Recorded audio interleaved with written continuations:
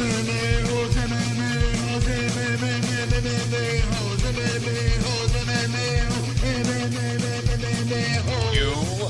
like to be a mixed martial a-hole.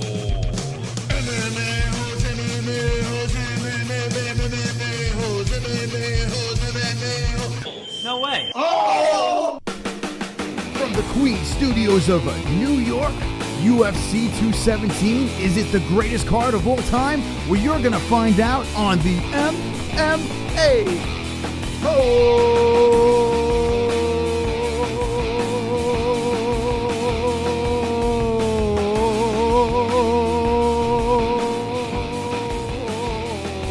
Yes.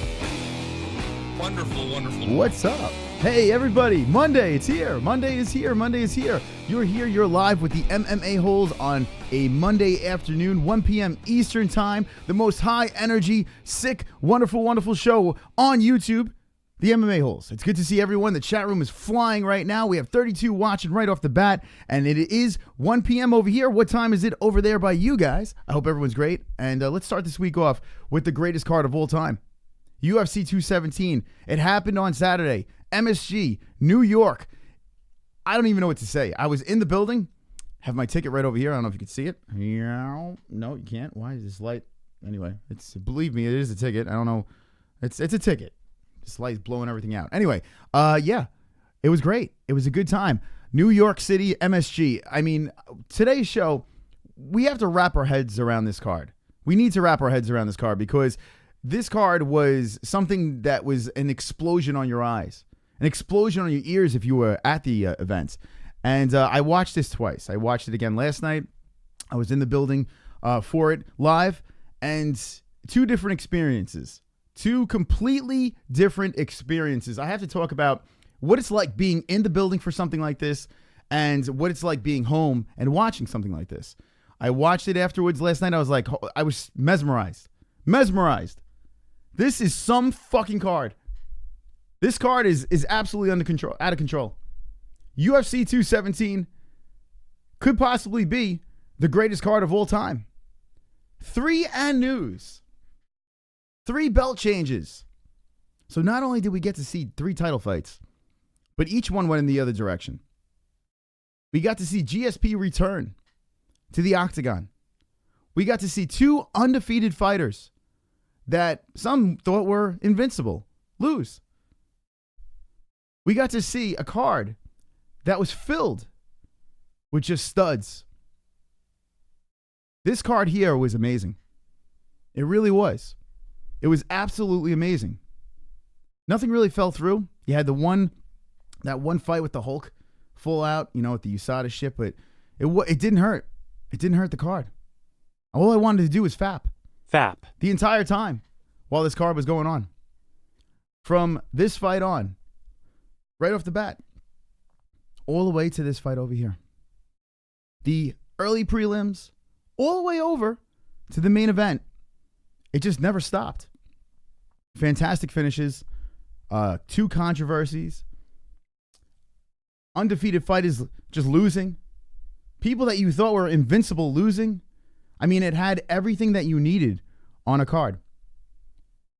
Remember, guys, we started this year with UFC 208. I was at that event too, in Brooklyn. Holly Holm versus Durandamy. Probably one of the worst cards I've ever seen in my life. Maybe was the worst card I've ever seen in my life. And then fast forward to now, UFC 217, and we see possibly the best card I've ever seen in my life. What a roller coaster UFC 2017 has been. It's been an absolute roller coaster ride, and I'm enjoying it. The UFC somehow regrouped and pulled itself back together, and we got to see something crazy here. They struck gold. They really did. Watching Dana White at the press conference afterwards, I was like, holy shit. This guy, he's happy. And he should be happy because this card was ridiculous. Now, what I want to talk about is the card, and what's good about this is they just updated all the live stats and stuff like that, so we can go through each fight and check out all the stats. And this is what I wanted to do the night of. Unfortunately, We couldn't do it the night of because it wasn't updated, but today it is updated.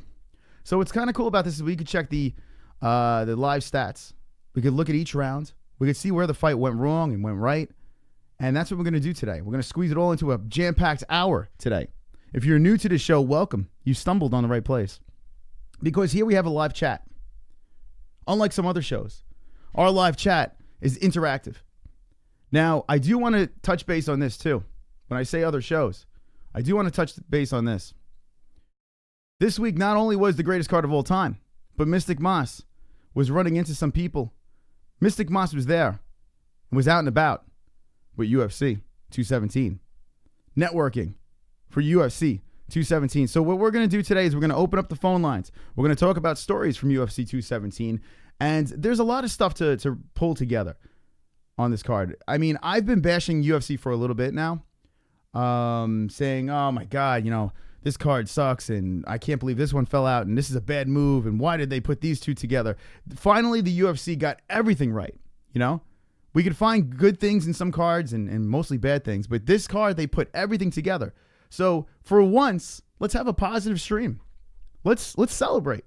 We all saw history here. UFC 217 was an orgasm of the eyes. An orgasm of the eyes. Lorenzo Guzman is dropping shits. That's what happened when you talk shit, says Lorenzo, with shit all over the place. Masturbators here, says Fap on GSP. Fap. Olympia Lowlife, K Monies, Darth Bane, Kenshiro Ryu, he was my wingman during UFC 217. Tanner Filthy, George Law of Attraction, Madolo. Everyone is here. Look at this. Kaepernick sucks. Gabby's here. Good stuff. Jake Troy, what's up, my friend? Dillashaw just became one of my favorite fighters. How about his head movement was unreal? Head movement! Head movement! But how about TJ Dillashaw? He goes from like the snake, everyone's booing him, to this hero. When he was on The Ultimate Fighter, he was a complete dickbag. And now he's completely gone full circle. He's one of those fighters that developed his character, fell into, I don't know. He fell into like a groove. He wins a championship. He loses the championship. He comes back and he beats a bully, I guess you could say. I don't know. But TJ Dillashaw comes full circle, and congratulations to him. This chat room is on fire. And now we have a new thing. We have 10 more likes. Every time we get 10 likes, we make this man dance. But it's a new man dancing. That's right. Rest in peace to last man dancing. I don't know what happened. Hopefully, the last man that was dancing can come back. I don't know what happened. A little bit of a mix-up. I mean, hopefully everything comes back together and we get our friend back. I'm not going to say who it was. But we have a new man to dance. So every time we get 10 likes, we bring in this man. That's right. Bruce Buffer. Bruce Buffer is the new 10 more likes man. That's right, dance. I've got 10 more likes. I've got 10 more likes. I've got 10 more likes. Fuck you, dislikes. I've got 10 more likes. I've got 10 more likes. I've got 10 more likes. I hope the dislikes die of AIDS. That's right. Bruce Buffer is our new 10 more likes guy. Everyone say hello to Bruce. Bruce is wonderful, wonderful. All right, here we go. Now, oh, what the fuck did I just do? You son of a bitch. OBS. All right, let's talk about OBS for a second here. The fuck? I tell you what. OBS, you're killing me. You're absolutely killing me. Transforming audio properties. All of a sudden, my whole toolbar was gone. List boxes. The fuck? I just lost my 10 more likes. My whole toolbar. Where is everything? Tools. Automatic switch out. Fuck you. OBS, you cunt. OBS is such a cunt. Toolbars, list boxes, docs. Reset. Okay, we're back. I run this off of OBS, and it keeps on updating, and every time it updates, there's like new things that pop up. I just X'd out all my fun toys over here. And without my fun toys, we don't have a fun show. So now it's back in business. We're good. Everyone can relax and be wonderful, wonderful.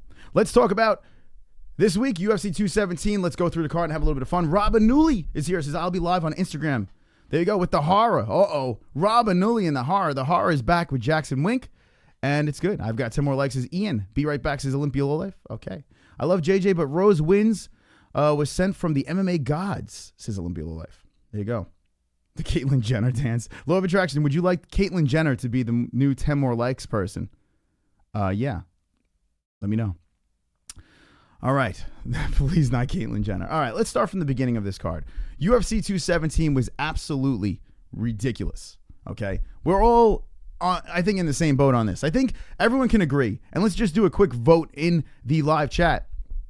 What do you rate UFC 217? The night of, we had a lot of 10s, some 9s. I mean, we were very high on UFC 217. It's the first card I give a full-blown 10. A first pay-per-view, I give a full-blown 10. I mean, it was absolutely outstanding.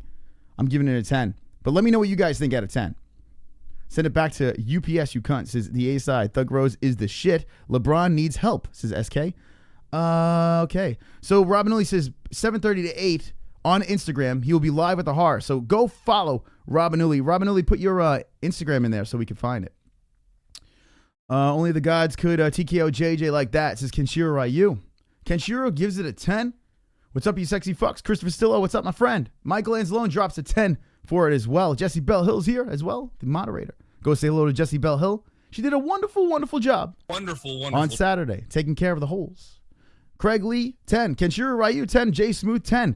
Look at that. Christopher Stillo gives it 100. Gabby gives it a 14. Sublime Bud, 10. Jesse, 10. Kaepernick sucks his 8 or 9, but that's still good. 10.5. A 42, says SK. There you go. 10, 10, 10. Guys, it's fun to be positive about the UFC for once. Instead of complaining, it's fun to be positive about the UFC because they really fucking hit a home run with this card.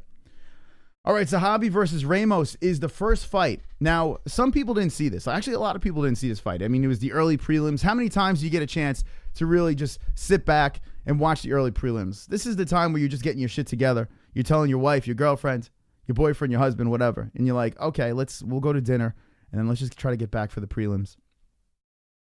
But this fight happened, all right? The first fight on the card, it happened. Zahabi versus Ramos.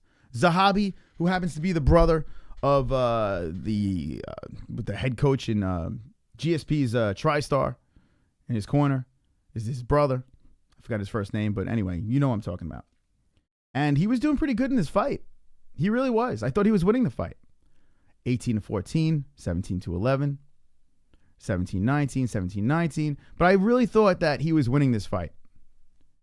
And then all of a sudden, from hell, the Hellbow, Ramos, fucking spinning elbow, right to the mush, puts Zahabi to fucking sleep.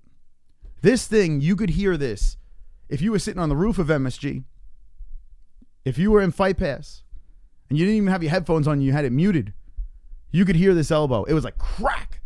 And my man Zahabi was like, bang, right to the floor. The guy couldn't even get up. I thought he was dead. The whole crowd was hushed. And Zahabi was laying there. And honestly, I have to say, we all thought that he was in serious, like, bad shape. Like, we all were like, everyone was fucked up. You know, you saw his brother. It was kind of painful, man. You saw his brother hop over the fence and try to help out. And Zahabi was fucked up, man. This elbow was slick. He fucking spun around and crack right into the fucking face. Zahabi out. Ramos gets the win. How many people in the chat got to see this? And if you didn't get to see this, just watch the finish. You don't have to watch the whole fight. Watch the finish. Coach Cole for the spinning elbow. So 6 is K Money's. How many people in the chat saw this? Let me know right now. Masvidal will never beat Wonderboy. Wonderboy is way too long, lanky, and quick. Jorge would have to get in and out quick and pick him apart. George isn't that good enough for Wonderboy, says Robinelli. Yeah, and that's one of the few we got right. A lot of people were on the same boat. Actually, when we took votes, everyone was picking Wonderboy. There wasn't many people that picked Masvidal. It was pretty obvious it was a mismatch. Zahabi is the best trainer in the sport, says Darth Bane. So there you go. MMA-Holes will be Jesse's after show after a few more streams. That says Tanner. It was a killer. Listen, I tell you what, Jesse is a lot easier to look at than me. I'm not going to lie. You can look at Jesse. I mean, who the fuck wants to see me?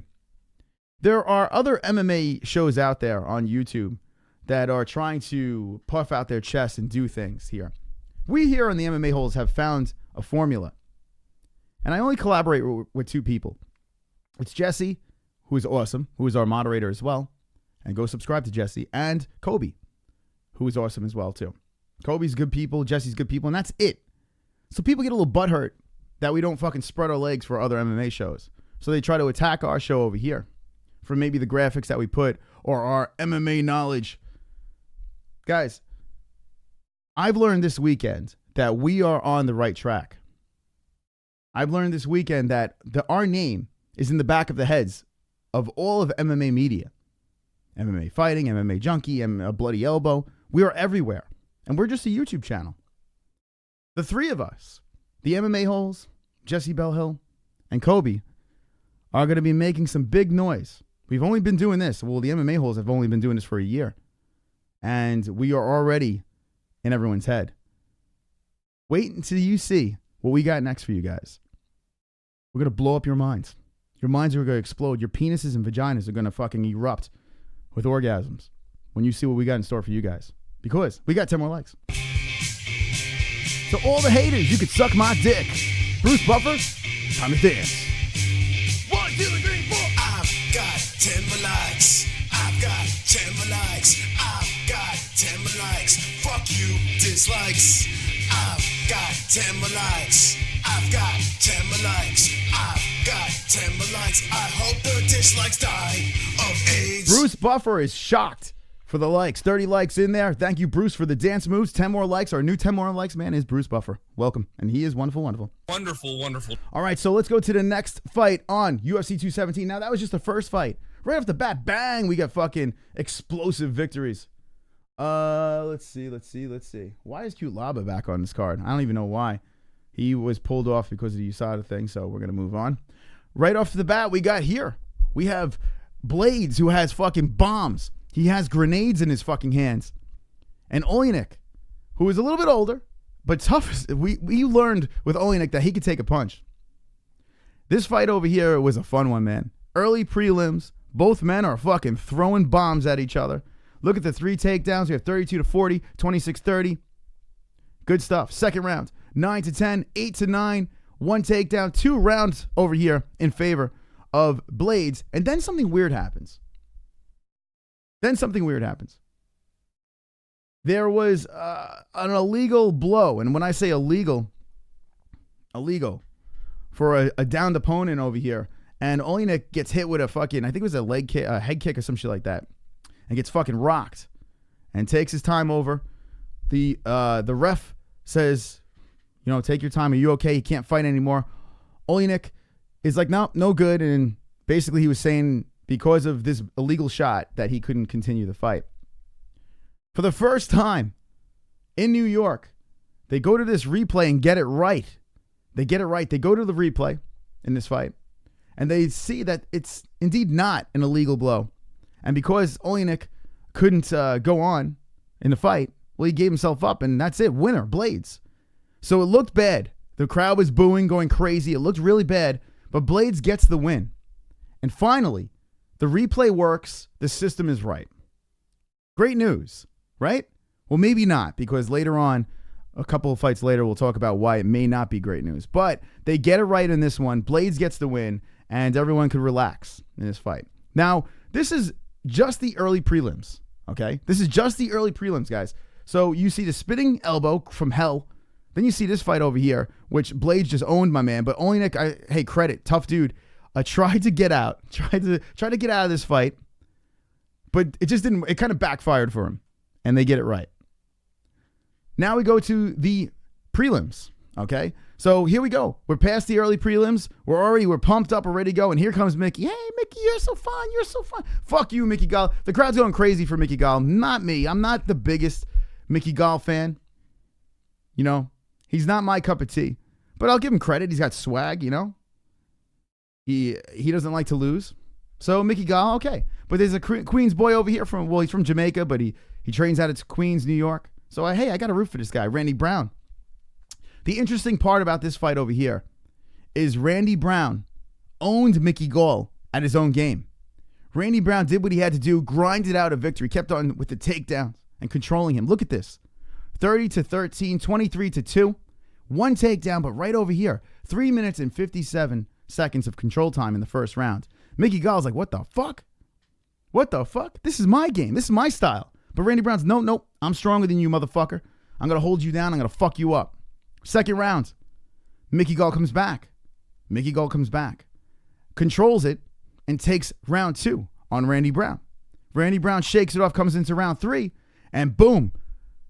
Right over here, look at this, 4 minutes and 38 seconds, practically the whole fucking round over here. Randy Brown owns Mickey Gall, beats the living snot out of Mickey Gall. Ricky Gall, wonderful. Wonderful. And fucking wins. Hands Mickey Gall an L. Now, my question to you guys is this. Was Mickey Gall exposed in this fight? Okay, now Randy Brown's got some promise. Randy Brown's not, he's no slouch, this kid. He's young, he's strong. He could beat you on the feet. He could beat you on the ground. He's Randy Brown. Wonderful. It's like a commercial. 6'3", 27 years old, 170 pounds over here.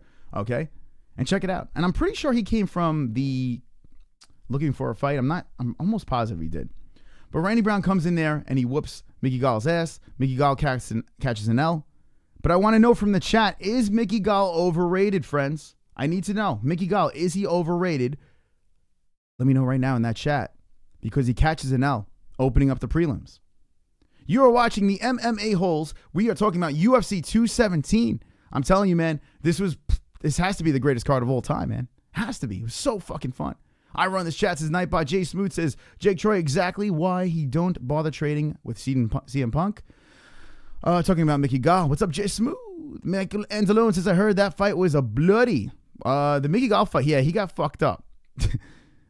Mickey Gall was definitely exposed, says Jake Troy. The A-side says a bunch of sloppy drunk cunts running this a-hole party.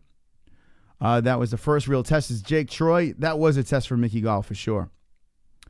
Okay, let's see what we got here. Hey, Mickey, you're a prick. Get fucked up and suck my dick, says Mr. Tanky. That's it.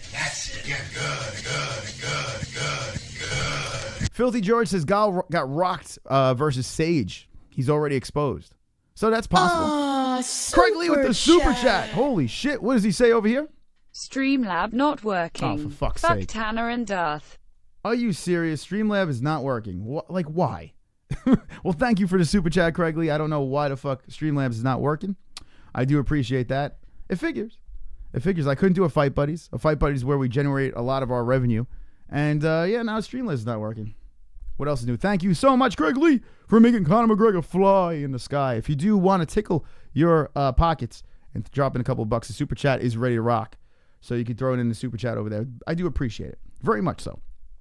Is Mickey Gall exposed? How do you lose to a black guy? Gall is done. Wonderful. Jesus Christ. Jesus Louises. Gall got rocked by Sage, and we did see that. Let's see what else we got over here. Jiu-Jitsu isn't enough in 2017, says Jake Troy. It is mixed martial arts. Blow me, says Filthy George. Gall didn't even want to exchange punches with CM Punk. He's a proven bum. Now, Mickey Gall, he's not horrible, but he's not great. He's got a little bit to learn. He is good on the ground. And in this fight, to me, Mickey Gall, he just got out-muscled in this fight. Randy Brown was just too strong for him. He really was. Mickey was able to dominate the second round. And when I say dominate, he did dominate the second round. But Randy Brown had the cardio, and he was just strong enough to turn it back around, grab that fucking Mickey Gall and throw him to the floor, beat up on his mustache. And Randy Brown gets the win. Big win for Randy Brown. Because now people kind of, like, okay, Mickey Gall has all this exposure. He's brash. He's a wise ass. Now Randy Brown, now people may know who this kid is. So good win for Randy Brown. I think Mickey Gall will bounce back. I don't think he's all that. I really don't. I don't think he is. Maybe if his striking gets a little bit better, it would be a different story. But clearly, he doesn't want to stand. Next fight over here, which is a great one. We have the Nipples and Corey Anderson versus Ovince St. Preux. Fun fight over here. Fun fight. Ovince St. Preux comes in on short rest and fights Corey Anderson. Now, in my opinion, Corey Anderson was winning this fight until the final rounds. And we're going to get there in a second. 16-23, 15-14. 2 takedowns in the control time over here in favor of Corey Anderson. Corey Anderson, when it comes to grinding, takedowns, puffy nipples, Corey Anderson Wonderful. is wonderful. Second round over here, a little more of the same. Corey Anderson did what he had to do. He's up 2-0. 3 minutes and 57 seconds of control time, 11-32, 5-11 in significant strikes, and those 2 takedowns are right there. Corey Anderson did a great job in this fight on OSP. Really good fight on this. Really good job on this fight with Corey Anderson. Going into the 3rd round over here, and Corey Anderson was going on for a win. He was going to catch a W in this fight. And then all of a sudden, out of nowhere, St. Preux.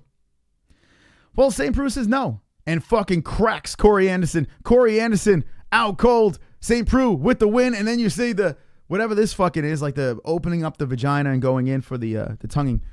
Ovince St. Preux, he gets a bonus in his fight. I think he got $25K.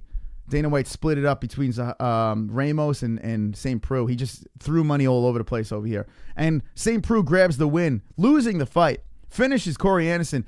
This, another fantastic finish over here by St. Preux. Look at St. Preux now. St. Preux, not only is he beating people, he's finishing people. He doesn't have to be winning a fight. You never know when this motherfucker is going to fucking put you away. It could be the 1st round. It could be the 3rd round. It doesn't matter. Doesn't matter. So, St. Preux for the win, 3 in a row. What is next for St. Preux? That is the question. Think about it. His last loss over here is for Volkan Ozdemir, okay, and Jimmy Manuwa. Before that was John Jones, who's arguably the greatest of all time. So now we got 2 fights over here. Volkan Ozdemir, Jimmy Manuwa, those guys are beasts. Comes back in, boom, boom, boom, 3 wins, right back in the mix. St. Preux, hey, one more run. Let's see if St. Preux could pull something off over here. He is dangerous. Very dangerous fighter. Move on to the next fight over here. Now, Harris versus Godbeer. Another weird one. We spoke about this one over here. Olenek and Blades. It went the right way. This one, not so much. This one, not so much over here. Harris was winning his fight, dominating this fight. And another instance where opponent was downed, in quotations over here. Now, Harris, it was like a knee or I don't know what the fuck it was. But anyway, it was a supposed nut shot. To me, it looked like he hit him in the waist. It didn't look like a nut shot to me. I mean, unless his dick was on his fucking waistline. But to me, it looked like it hit him in the waist. And they got this one wrong. They got this one wrong. Godbeer gets cracked. He says he can't fight anymore. And because of what happened here, no fight. No good. Harris is pissed. It just sucks because they got one right and they got one wrong here. It did not look like a nut shot over here. Catches an L. Disqualification. 2 in a row. The first one was embarrassing versus Verdum. Harris, we saw him actually in the lobby after the fight, and he was not a happy camper.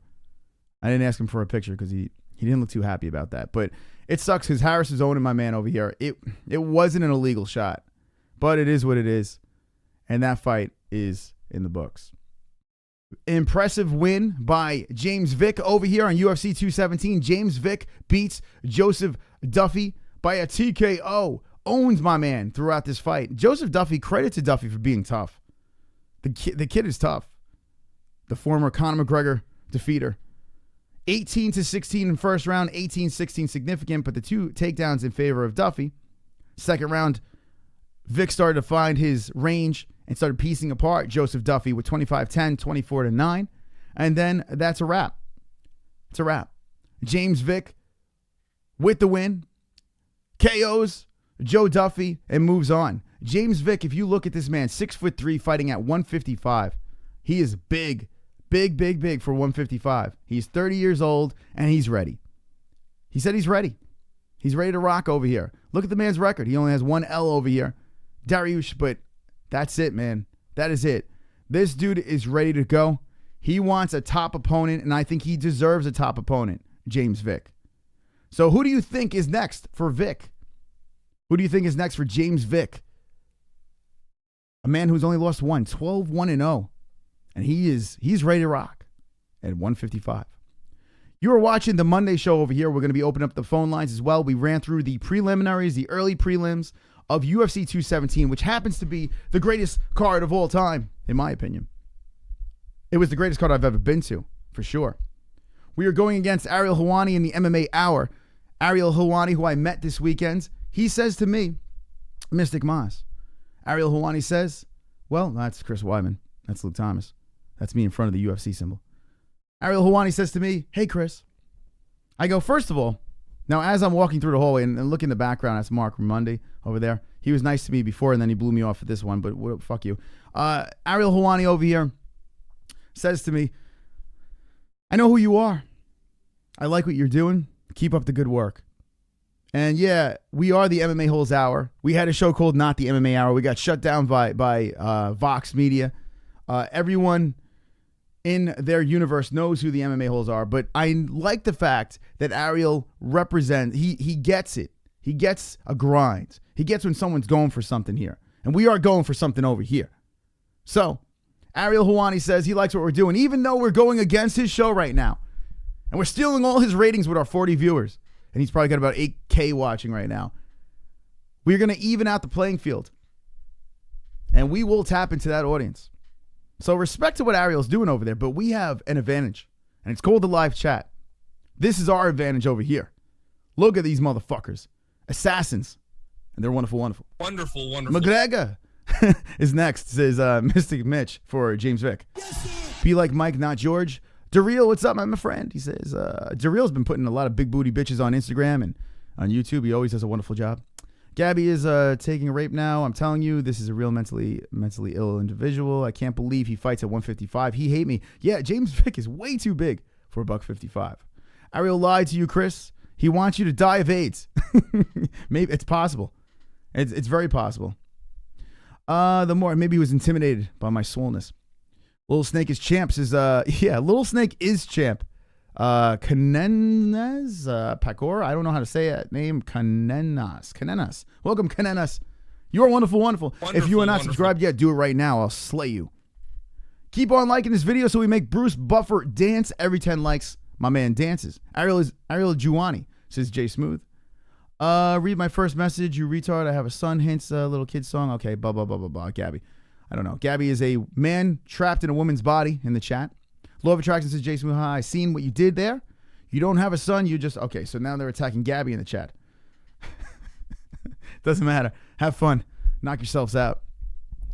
I don't know what to say. I really don't know what to say. Alan Bryn from Dublin. Ole, ole. Wonderful, wonderful. Alan Bryn says, hello from Dublin. Have to say, you've done some work over the last few days. Fair play to you. You are wonderful, wonderful. Wonderful, wonderful. That's right. We hustled this weekend. We got around this weekend. Let's go to the main card. Now, we did speak about the main card, okay? If you missed it, we just ran through the prelims and early prelims. This is only an hour show, so I had to fucking hustle through this shit. We went to each and every fight on the early prelims and the regular prelims. What I have before we move on is this. The Real says, good shit, Chris. Thank you. You are wonderful, wonderful. Wonderful, wonderful. I want to know from you guys. Now, I've said this a couple of times already. Early prelims and regular prelims is a fight night alone in its own right. This is a fight night over here. Okay? This could totally, like this card over here is like a stacked main card of a fight night. And we got it dropped on us on a prelims. What is your favorite, what was the fight of the prelims for you guys? That's what I want to know. And it could be prelims and early prelims. What was the fight to you guys? I mean, there was some good shit here. Some good shit here. Vic war with Duffy with a finish. This one over here, I mean, hey, listen, it ended fucked up, so we're going to remove that. St. Preux gets pretty much owned for 2 rounds. Third round comes back, finishes Anderson's nipples. How about Mickey Gall getting beaten at his own game from Randy Brown? This one over here almost went the wrong way, but Blades opens up a whooping on Olenek. And then the Ramos elbow from hell on Zahabi. It's a hard call. It's very balanced over here. If I had to guess which one I enjoy the most, fuck, man. It's a tough one. That's a real tough one. It's either Zahabi versus Ramos. I'm going to go Zahabi versus Ramos. I love that fight. It was a great fight. These two are fucking cracking each other, going at it. I'm going to go Zahabi Ramos. And the finish over there was just like me standing up and being mouth to the fucking floor. So because of that finish alone, I'm going Ricardo Ramos versus Ayman Zahabi. That's what I'm going with over there. But you could make an argument for any one of these fights over here. Real good preliminaries. We're going to move on to the main card and look at those live unofficial stats. OSP head kick, says Olympia Lowlife, which was fucking brutal. Wonderful, wonderful. On Mr. Nipples. Just a little fucking brown kids running around. Gets a little old, says Philly George. Daryl versus Ken Rue. Okay, Jake Troy says it was good to see Mickey Gall brought down to reality. Jake Troy, I am 100% with you on that one. The crowd, it was interesting to see, and we're going to talk about this in a second, but how the crowd was swayed in directions heavily. The MSG crowd was rocking, but very one-sided on most of their fights. We're going to talk about that. Vic is going to have a massive run since Olympia Lowlife, so he says, Vic, I did like that. OSP front kick for the win. So Jake Troy says the OSP fight, which was fantastic. OSP head kick was sick. Anderson Brain is still rebuffering as we speak. Makes life easier to just to hate everyone, says the A side. Fuck you, George. Go fuck the cat, says DeReal. Gall lost to Steve Urkel, says he hate me. Wonderful, wonderful. Anderson is dead, says Darth Payne. You know what? 2 people died on the preliminaries. Corey Anderson, who did not know where the fuck he was, and Zahabi. 2 men, I thought, well, Zahabi especially, I really thought they were going to fucking back an ambulance into that cage. I thought the guy died. Like, no joke. We were standing there. It was so quiet. I mean, granted, it was the first fight of the early prelims, but Zahabi was literally, he was stiff in the air. And when he went down, he was not there. This was scary shit, man. This makes it a little scary when you watch the sport to see a finish like this. But regardless, thankfully, it seems like he's fine. OSP isn't fun to watch, says Pacor. So there you go. He doesn't like OSP. Mark Munoz is a fat wrestler. He was fun to watch in his prime, says Darth Bane. OSP head kick was just wow. The dude dropped like a sack of potatoes, says Mike Bernal. And it came out of nowhere. So that was what was impressive about that. Alan says, Chris, what was it like that close where Conor became the champ? Okay, so I wasn't there for the Conor Eddie fight, but I was there for Conor, the GOAT fight, Conor Seaver, where he jumped over the fence and yelled into Aldo's face, which was a fun fight. That was just a fun fight. He shouldn't have fought Seaver, but it was in Boston, and it was a great fight. It was fun to watch. Conor just mutilated Seaver and then hops over the fence and gets into Aldo's face. That was a lot of fun. I saw Conor live get choked out by Nick Diaz. That was fun, too. Zahabi has immediate CTE, says Darth Bane. Left my fucking ass off. Jesse Bell Hill's beeping. Kevin's here, says, woo, woo. What's up, Kev? Okay. All right, so we're going to move on to the main card over here. Now, guys, it is fight week, okay? There is a fight to talk about this weekend. There's a lot to talk about. There's also Premier FC, which I will be doing cage interviews for that event this weekend on Saturday. Premier FC, I'm going to have Karen, the CEO, come on Wednesday. I will be there. So if you are in Massachusetts, Boston, East Coast, come by, swing by, and say hello to the MMA-Holes. We will be there rocking our banner, handing out wristbands, shirts, everything. Having a great time in there, and I will be inside that cage, handing microphones, pushing microphones in faces, and showing people how it's done over there at Premier FC. There is a Poirier fight versus, who is he fighting? Fuck is he fighting? Pettis. I forgot for a second. I had a brain fart, which is a great card. A great fight night over there. So that's going to be happening that night too. On the Wednesday show, we're going to get more into depth on that card. This one here, I want to focus on UFC 217 because, guys, I know you heard a lot. You watched it. You may have watched the event multiple times. But we need to talk about this card over here because it probably is the greatest card of all time, if not one of the greatest cards of all time. We just went through the prelims and fireworks. We saw everything during the prelims. So now we move on to the main card. It wasn't Nick. It was Nate Diaz. Did I say Nick Diaz, Brian Royer? It happens. Shit happens. Now Conor and Tom are my people, says Robin Uli. Fun question. Who choked out Conor besides Diaz? Well, he fought on this card. And here he is, Mr. Duffy. All right, so Hendricks, Costa. This fight over here, a lot of people are saying this was just that layup fight for Paulo Costa. Not really much to talk about over here. Johnny Hendricks, he just won't go away. He's just hanging out, just collecting checks over here. And why the fuck not? Maybe fighting out his contract. I don't know what it is. 22-9, 22-29, 29 each way in favor of Costa. And a mutilation by Costa. Not much to talk about. The only thing to talk about here is Costa's impeccable physique. Clearly the guy works out, this guy Costa. I think he lifts. He's only 26 years old. He's 11-0. Fighting at $185. Kid's 3-0. All finishes over here. Scary man, this guy Costa at 185. I'm curious to see what's going to be next for him. We can't get too excited about him yet. Not quite yet. But our eyes are open on Costa. We are watching this kid because he may be the real deal. I like what they're doing. They're handing him people that he should beat. And let's see what happens. Let's move on over here. And now this fight over here is an interesting one. Okay? This is an interesting fight. And the reason why I say this is not because of the fight itself. Everyone and their mother was on the same page. There was a couple of people like, nah, man, Masvidal's going to fucking, he's going to murk Wonderboy and blah, blah, blah. By the way, we're going to go a little bit later today on this show because I do want to open the phone line. So I will open the phone lines at the end of the show because I want to know what you think about UFC 217. We're going to wrap this shit up in a bow, in a fucking bow. Wonderful, wonderful. And then we're going to move on our Wednesday show. If you're not subscribed, do it right now. Subscribe to the Go channel, the MMA-Holes, right over there. I'll stick you inside this little box over here. Make sure you like this video. And yeah, apparently our Streamlabs isn't working, so the Super Chat is the only thing working. And that is down below. Hit that $sign, tickle that $sign, and drop in a donation if you would like. This is our living room, the MMA-Holes living room. Wonderboy versus Masvidal over here. It was, to me, very lopsided. Wonderboy Thompson, too fast, lanky, hitting Masvidal from all different angles, switching stances, felt smooth. His father wasn't happy about this fight, apparently, according to sources.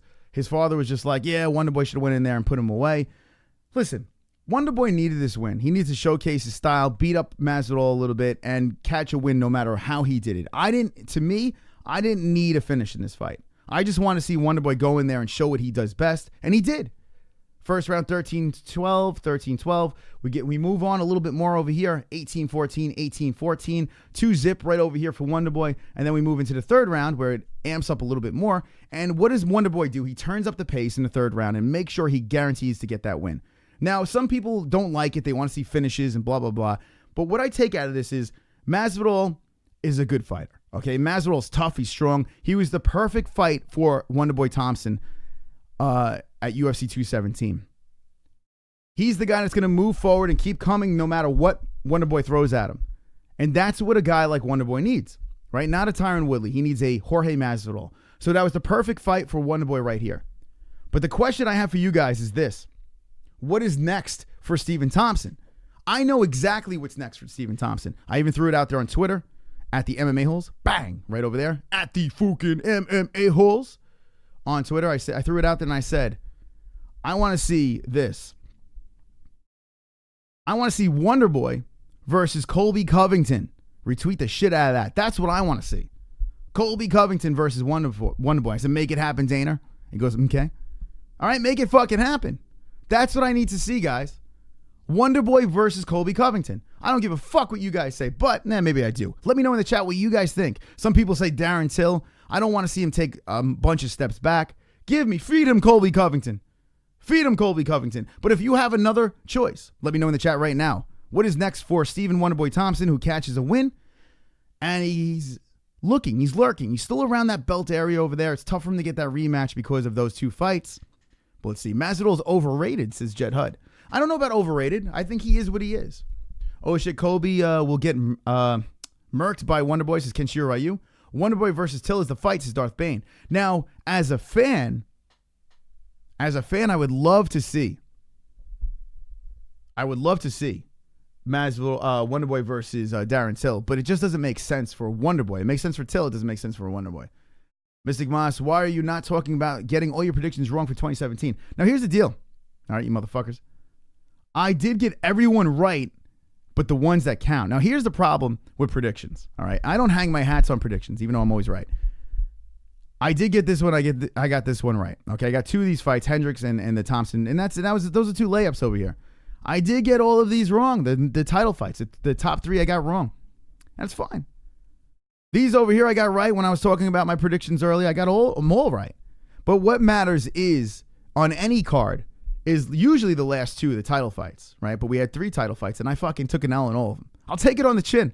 Every once in a while, you have your bad days, and I have my bad day. I got three fights wrong, and they were the ones that counted. So I'll take the L's. I'll take the L's for it. You could fucking lash me. It is what it is. But Mystic Moss always bounces back. My predictions are always right. That's all that matters because I'm wonderful. Wonderful, wonderful. But what is next for Stephen Wonderboy Thompson? Let me know. Masvidal's a tough dude. He is. Olympia Live says, Beep, step down for Wonderboy on paper. Till's a step down. Okay, Covington versus Costa, says Filthy George. Till is the future. He needs to really work on his takedown defense, says Darth Bane. That I agree with. Darrell says the 40-year-old virgin Star Wars creep that lives in... What are we talking about? Okay, Gabby, you for real writing that much dumb shit? Yeah, that's why I didn't read the rest. Wonder Boy versus winner of RDA Robbie Lawless's Ronnie Deal. So Ronnie's saying, wait. Ronnie's saying, wait, Wonder Boy. Wait for RDA and Robbie Lawler. But here's the problem here. There's a lot of problems at 170. We gotta look at this. GSP, and let's just go there. With this GSP fight over here, he is Conor McGregoring the UFC. Okay, the GOAT GSP comes in, he beats Michael Bisping. All right, and we looked at these stats on the after show, so I'm not gonna divulge into this. Fantastic job by GSP in this fight, beating Michael Bisping. Honestly, I thought if it was gonna go past the 3. I thought it was going to start swinging in the favor of Michael Bisping, but it didn't. GSP finished him when he had to finish him. Cracked him, fucking beat the fuck out of him, jumped on his back and choked him out. Fantastic job by GSP. I thought he won the first round convincingly. The second round over here, it kind of evened out. Bisping off of his back was fucking cutting him off with elbows, and he was strong. He was able to get back up to his feet, which you really don't see much against GSP. It was just that size thing.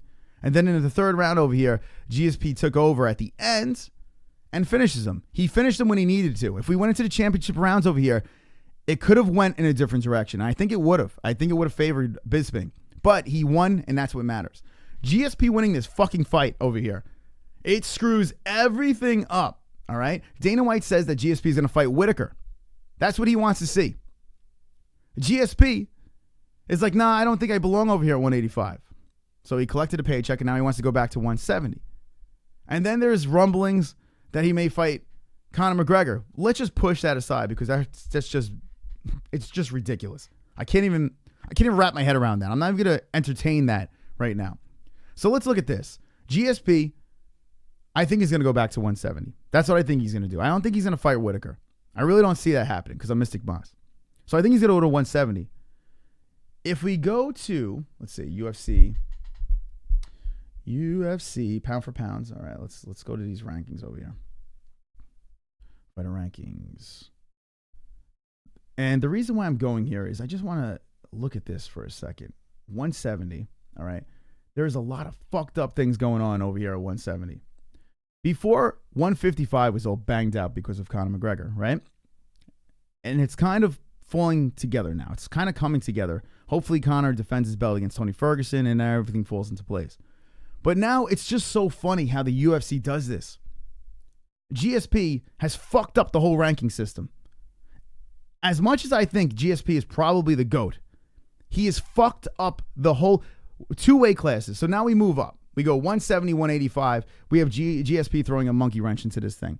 The UFC can't fucking figure this shit out. They keep on bringing someone up and back and fucking up rankings and systems here. I mean, we have to address this. We have to address this. Till versus Covington, I would take that, Filthy George. But we have to address this.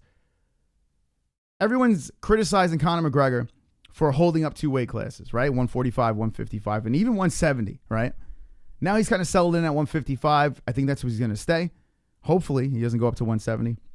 I feel that's where he's going to stay. And now we have GSP holding for ransom 2 weight classes. What do we do next here, guys? Everything is fucked up. Everything is fucked up at 170. Colby Covington's coming up the rankings. I may not be the biggest Colby Covington fan, but he is rising and he's doing a great job over there. Masvidal takes an L. Stephen Wonderboy Thompson sits at number 2. Okay, he already fought Woodley twice, and they were duds. So him getting a rematch on Woodley is nearly impossible. It's not going to happen. Robbie Lawler is fighting RDA. Where is he? RDA over here, who dropped down a spot, but it doesn't matter. RDA versus Robbie Lawler. They said the winner of that is the next person for Tyron Woodley. But if GSP comes back down and fights Tyron Woodley, then what the fuck is next? So does Wonder Boy over here, Wonder Boy Stephen Thompson, does he wait for the winner of Robbie versus RDA? Because Tyron Woodley is probably going to go for that money fight. I think the thing that only makes sense right now is Tyron Woodley versus GSP at 170. That's the only thing that makes sense. The problem with Tyron Woodley versus GSP is this. GSP wants to get paid. He wants money. Tyron Woodley, GSP, would be a fun fight to watch. I think it'd be a great fight to watch, to be honest. But it's not a big money fight.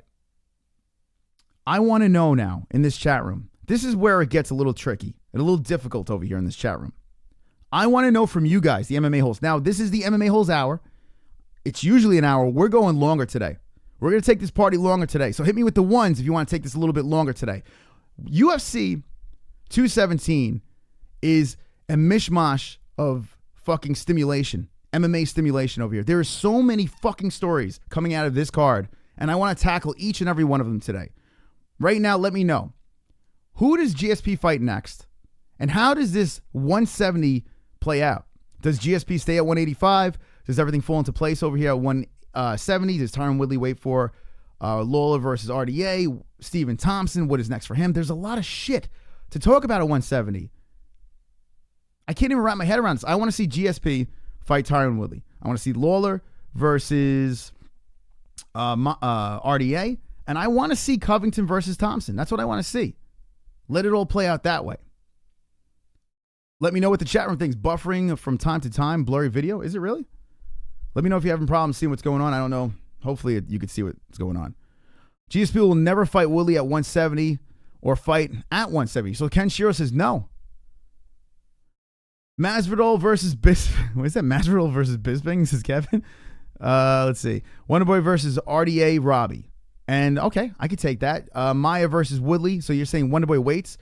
Woodley makes my bunghole pucker. So Jesse Maya versus Wonderboy. Wait. Maya versus Woodley makes my bunghole pucker, which is the next fight that Jesse's going to be reacting on. A-Side says keep it going. Craig says keep it going. Jesse, you should watch Henderson versus Shogun. Let's keep it going. Ronnie says keep that fucking party going. Keep it going. Keep it going. Keep on liking. And 10 more likes. 41 likes on a Monday. We're going later today. Fuck it. Who gives a fuck? Make them dance. 1, 2, 3, 4. I've got 10 more likes. I've got 10 more likes. I've got 10 more likes. Fuck you, dislikes. I've got 10 more likes. I've got 10 more likes. I've got 10 more likes. I hope the dislikes die of AIDS. There we go. All right. Looks like the stream is going good. All right. Jesse, your beeps keep me going, says Alan Byrne. Keep those beeps going, Jesse, our moderator. Make sure you subscribe to Jesse, who has hit 1K. Congratulations to Jesse Bell Hill. Fuck your chairs at home because Jesse Bell Hill has hit 1,000 subscribers. Wonderful. Let's see. Sub counts. Everybody dance for Jesse Bell Hill, who hit 1K. When you team up with the MMA Holes, dreams do come true. And Jesse Bell Hill has taken the bull by the horns, taking the MMA Holes by the horns, and is doing a good thing over there. Jesse Bell Hill. Let's see, Jesse Bell Hill. Everybody have head moving for Jesse Bell Hill because look at this. 1,102 subscribers. She smashed 1K. So everyone in the chat dropped the 1Ks for Jesse Bell Hill, our moderator. Killing it. Yo, everything we touch turns to gold. FAP in the chat. Yes. FAP. 1K for Jesse Bell Hill. FAP. Congratulations, and you are wonderful. Wonderful. All right, everyone in the chat is fucking their chair, and that is good. We are just talking about UFC 217 over here. There's a lot of shit to talk about. What is next for 170? Weight class 185 being tied up by GSP, which we're going to be talking about for a while over here. But Jesse Bell Hill hits 1102, 1K subs. Sister Ann, 1102. Wow, says Kenshiro Ryu. Jesse is bae, says Jareel. 1K, says Filthy George. Beep, says Jesse Bell Hill. 1.1K, Jesse, says Mike Bernal. 1K, says J Protege. Jesse, JBH, the mighty hole ruler, says the A-Side. Wonderful. All right, I remember when Johnny Hendricks was my favorite. Mystic Mitch, we were talking about that at the event. We were saying, well, some people don't remember Johnny Hendricks being this fucking... Kobe's calling me right now. Hold on. I'll put Kobe on. You guys want to hear Kobe? Let's put him on. Kobe, I'm live right now. Do you want... I got you on speakerphone. You want to jump in? Yeah, if you want, man. I'm just on break. It's totally up to you, bro. All right, here we go. Say what's up. All right, we are going live on YouTube right now. I got 50 people watching. Kobe from Kobe's Corner is on the speakerphone. And what's on your mind, Kobe? Not much, brother. Just waking up and swimming in the aftermath of another successful, great night of fights. Historic. A lot of people talking about ticket sales in UFC, were there problems, were there issues with the direction the company is going, including myself, right? Just kind of exploring those things with some of the stuff we hear from the media. Reported that they potentially did over 1 million pay-per-view buys. Whether that's fact or fiction, we don't know, but a successful night, and I think regardless of the information that's out there right now, one the UFC needed, and props to all of the fighters that showed up. Yeah, this event turned out to be something spectacular. Everyone was worried about ticket sales and this and that. They somehow filled up the building. I don't know how they filled up the building, but apparently they did awesome with the pay-per-views. And I'm fucking pumped, man. I'm pumped. We're talking about right now GSP. I was bringing up the point where Conor McGregor kind of tied up 145, 155, even 170. Now GSP, who jumps in, lights the world on fire again. And now I feel like GSP is tying up the UFC. We're trying to figure out what's next for GSP. If you had to guess, what would be next for GSP in your opinion? It's not going to be, well, I think if you wanted to put the all-time money fight together, you have Conor fight GSP, right? That would sort of be, I think, the most popular thing from a general fan perspective. Do I think that's going to happen? No, not necessarily. But I don't think he ties up the division, because I think he said, I think he was pretty thorough in his description and analysis of the difficulty of being at 85, putting on all the extra muscle, the lactic acid buildup, trying to micromanage through the spots where it was tougher. Now, if he did it once, he can do it again, right? But I think he feels more comfortable at 70. I don't think he's a natural 85er, although he was big enough. I think he goes back down to 70. I do think he fights at welterweight next, personally. Yeah, I think I agree with you. I think welterweight would be next. So you say GSP versus Tyron Woodley? I mean, yeah, it has to be, right? I mean, he doesn't fight for anything less than gold. He's not going to go and fight without a strap on the line. Financially, there's a massive difference for fighters that compete and hold gold. They make the most money. It's a huge difference in terms of the Reebok payout, in terms of the purse, in terms of the pay-per-view buys. The money is with the gold, and that's a big part of why I believe GSP is back. He had enough left in the tank to come and get himself a $10 million payday. Why the hell not? He was still in shape. He trained the whole time. He did gymnastics. I talked about that. Swimming. He kept his body preserved throughout the process and duration of 4 years. Here we are. The man is gold, man. He is back. He's the best ever. Yeah, well, I'm pumped up to see GSP again. And how about GSP grabbing a finish? I mean, that's the way to come back to the UFC. Everyone's like, he's gonna hump him to death, this and that, and he chokes him out. So that was a great job by GSP in this fight. Kobe, any last words? And I'll give you a ring after the stream.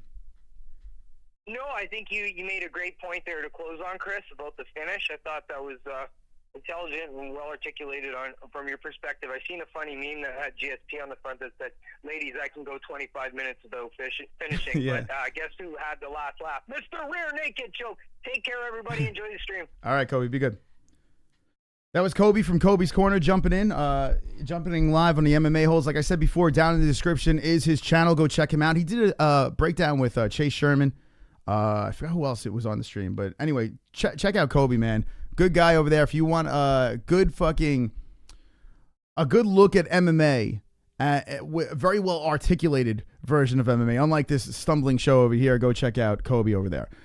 Chris, when you were already in the Garden, I checked online. There were 13 sections that had tickets available. So, okay, let's talk about this. Now, we brushed on, I know we're brushing from topic to topic over here. There's so many things to address. I want to see GSP versus Woodley. Being a selfish person, GSP Conor makes 0 sense for me. 0 cents for me. Would that be an absolutely epic money grab from the UFC? Yes. I just don't see Conor taking that. So I think GSP versus Woodley is the one. I will open up the phone lines. Kenshiro says I want to call. We're going later today, guys. We're going later today because there's a million things to talk about. Let's touch base. Let's touch on this whole ticket sales thing. Okay. This event, miraculously, at the end, just filled up. All the seats were taken. It went from empty to completely filled up. So basically what I'm thinking is this. They just basically started giving tickets away at the end. They had to have been. The scalpers outside, you had to see how many tickets were in their hands. We actually sold some tickets for dirt cheap out there. If you are going to one of these events, especially for the UFC, just go to the event. You will save a shitload of money and you will get decent seats. Do not go to don't do the pre-sales or any of that bullshit.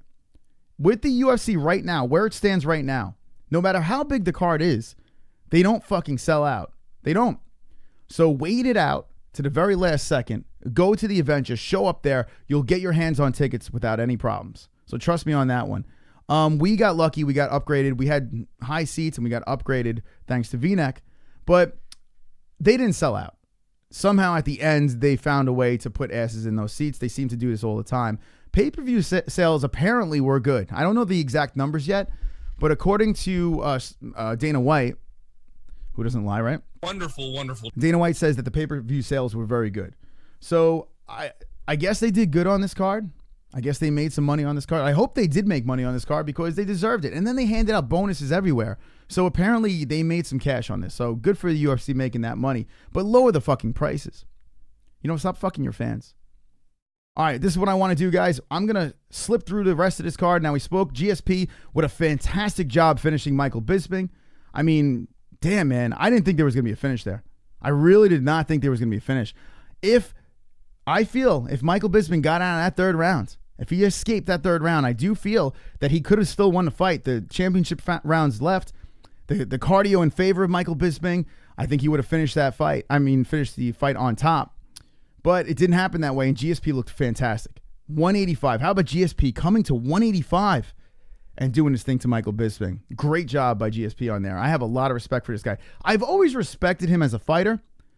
I just have a bad taste in my mouth from all of those, drawn out decisions. But hey, how about this? He comes in there and he gets the finish. Big, big win. GSP. Let's talk about this, guys. 2 fights I want to really touch about, and then we're going to open up the phone lines over here. Joanna Jędrzejczyk. Oh my God. Oh my fucking God. Joanna Jędrzejczyk. Undefeated. Talks all that smack. Credit to the people that made the pick for Rose. I got to give you guys credit. I never said Rose was bad. Rose's head always got me. It's just tough for me to pick Rose in a lot of fights because you just never know which Rose you're going to see. We clearly saw the best Rose at UFC 217, who happens to have a strap around her waist now. If you look at Rose's record over here, she lost to Carolina, okay? She lost to Carolina, who Joanna beat, but just barely beat, in my opinion. She lost to her over there in a split decision. Let's see. And her last loss before that was Carla Esparza. Both fights, and this was the Ultimate Fighter finale, both fights were fights that Joanna won. Now, Carla, Joanna fucking murked, okay? This one here was a split decision, and Carolina, she's a beast. She was actually in beast mode in 2016. She's not exactly the same fighter now, but she was in beast mode over there.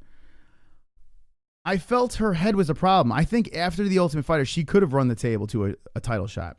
I just didn't buy into everything with Rose. Now, I'm starting to sway. She has the ability to be a long-term champ. I just don't know where her head's at. Any moment, you never know. Maybe she's found that zone. Maybe she can be a champ. Maybe she's tougher than I think.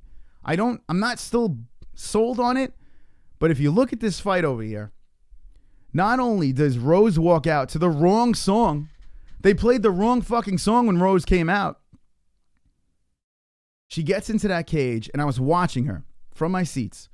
I had my eyes on Rose, not in a perverted way. That's it. Yeah, good. But I was watching Rose over there, and I was watching how she was breathing. She was in the corner, and she was doing this like weird fucking arm shit. And she's breathing, and she's soaking in the moment, but she's concentrating on keeping herself calm.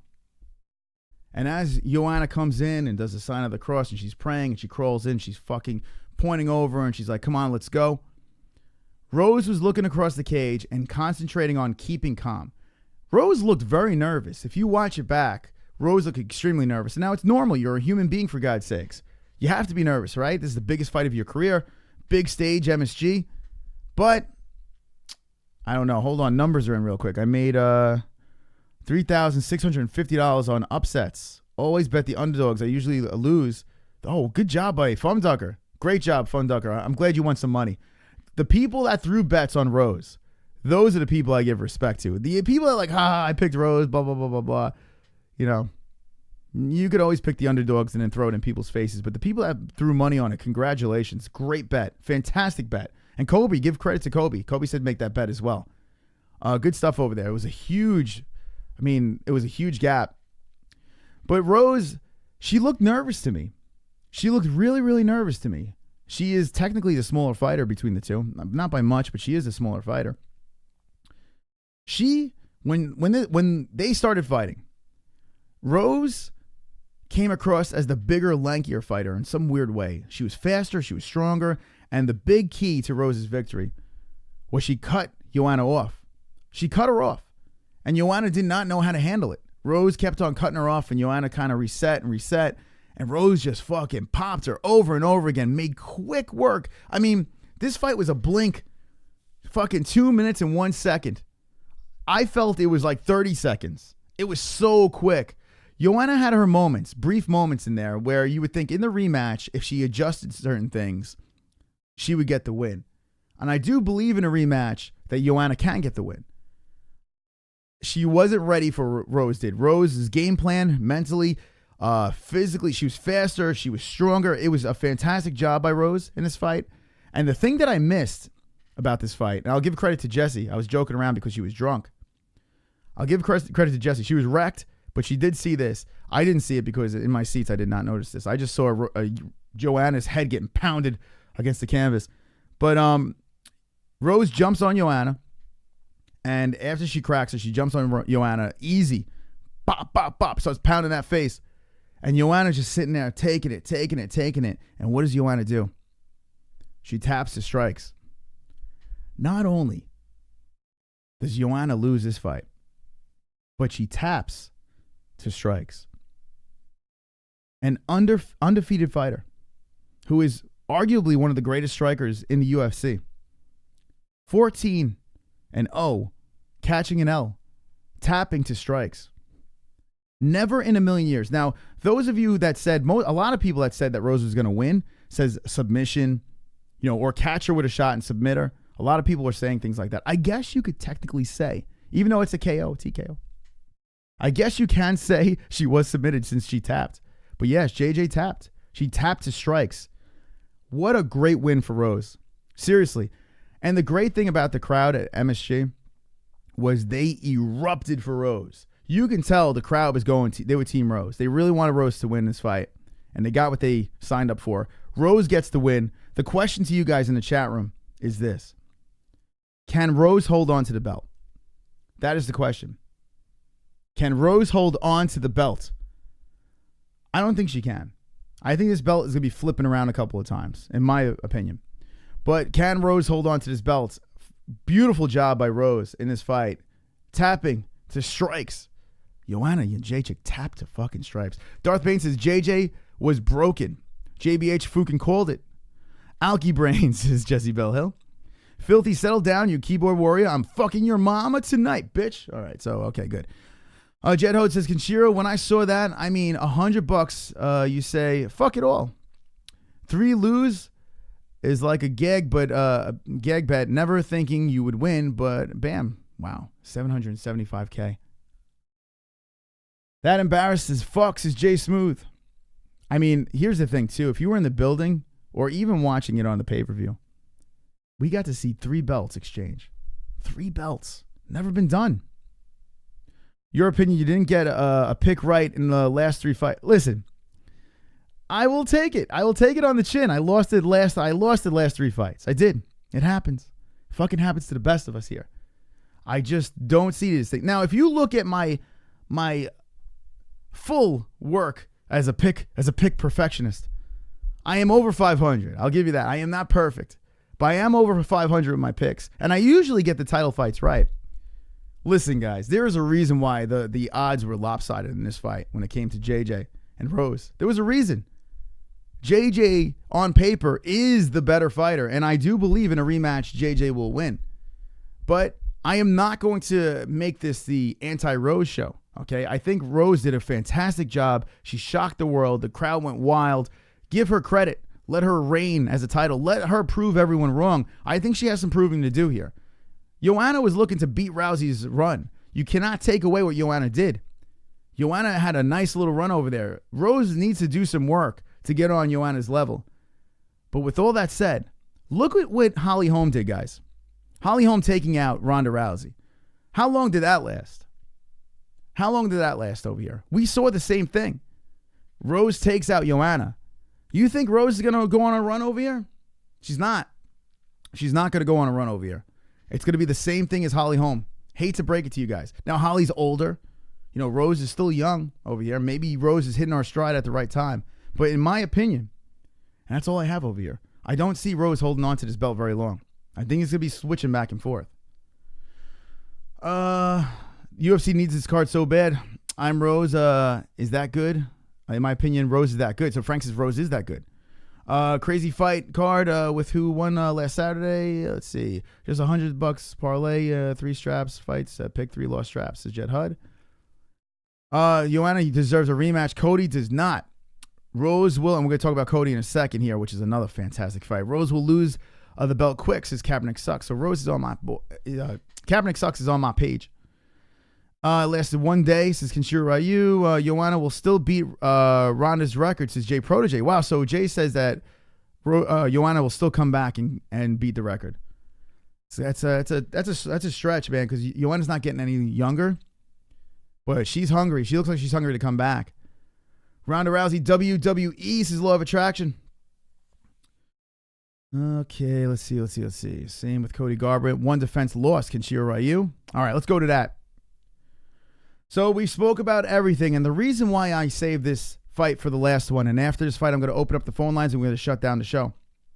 The reason why I saved this for last, and we are going against the MMA Hour because we are swole over here. We don't give a fuck over here on the MMA-Holes. We are wonderful, wonderful. Wonderful, wonderful. But here we go. This shit was fucking fire. Let me paint a picture of this fight for you guys. This is the first time I could say 135-pound fight that I was on board with. Like, I was 100% in. The way they marketed this thing, it fell apart. You know, Cody got hurt, and now it came back. They threw it on a UFC 217 card. It all fell into place here. This is a trilogy waiting to happen. Whether it happens right away or down the road, this, my friends, will be a trilogy. Mark my words. I said this at the event, and I still stand by it. This will be a trilogy fight. Cody Garbrandt, Ultimate Fighter, says TJ Dillashaw is a snake. He left Team Alpha Male, took Dwayne Ludwig and said peace, and does his thing. And Cody wasn't happy about that. Cody's loyal to Team Alpha Male. A lot of people went in favor of Cody Garbrandt with this fight and said that Cody Garbrandt was right. I didn't. I mean, I'm not a huge TJ Dillashaw fan, and now I'm a bigger TJ Dillashaw fan. But in this situation, I was rooting for TJ. I picked Cody, yes. And I said it with my picks. I picked Cody, but I'm rooting hard for TJ, so I'm very happy about this fight. TJ Dillashaw walks out. Music playing. He was playing Californication by the Chili Peppers. TJ Dillashaw walks out, and he's greeted by this with his puffy nipples. People say that TJ Dillashaw is on steroids. I don't know. Maybe. What do I know? They get tested by USADA. Maybe he's been on it in the past. I don't know. But TJ Dillashaw comes out. Or, yeah, I add R's. I add R's to my fucking words over here. That's what the New Yorkers do. I don't know why. We just do that shit. Like idea, I say idea. It's really weird. I don't know why, but deal with it. TJ Dillashaw walks out, and the music's playing. Feeling Californication. She's walking out. He's all pumped up, confident. You look at TJ Dillashaw as he walks out. Pure confidence. Like, he is going into this cage like, I fucking got this. You could see it in the motherfucker's eyes. I didn't see one bit of nerves in TJ Dillashaw walking out.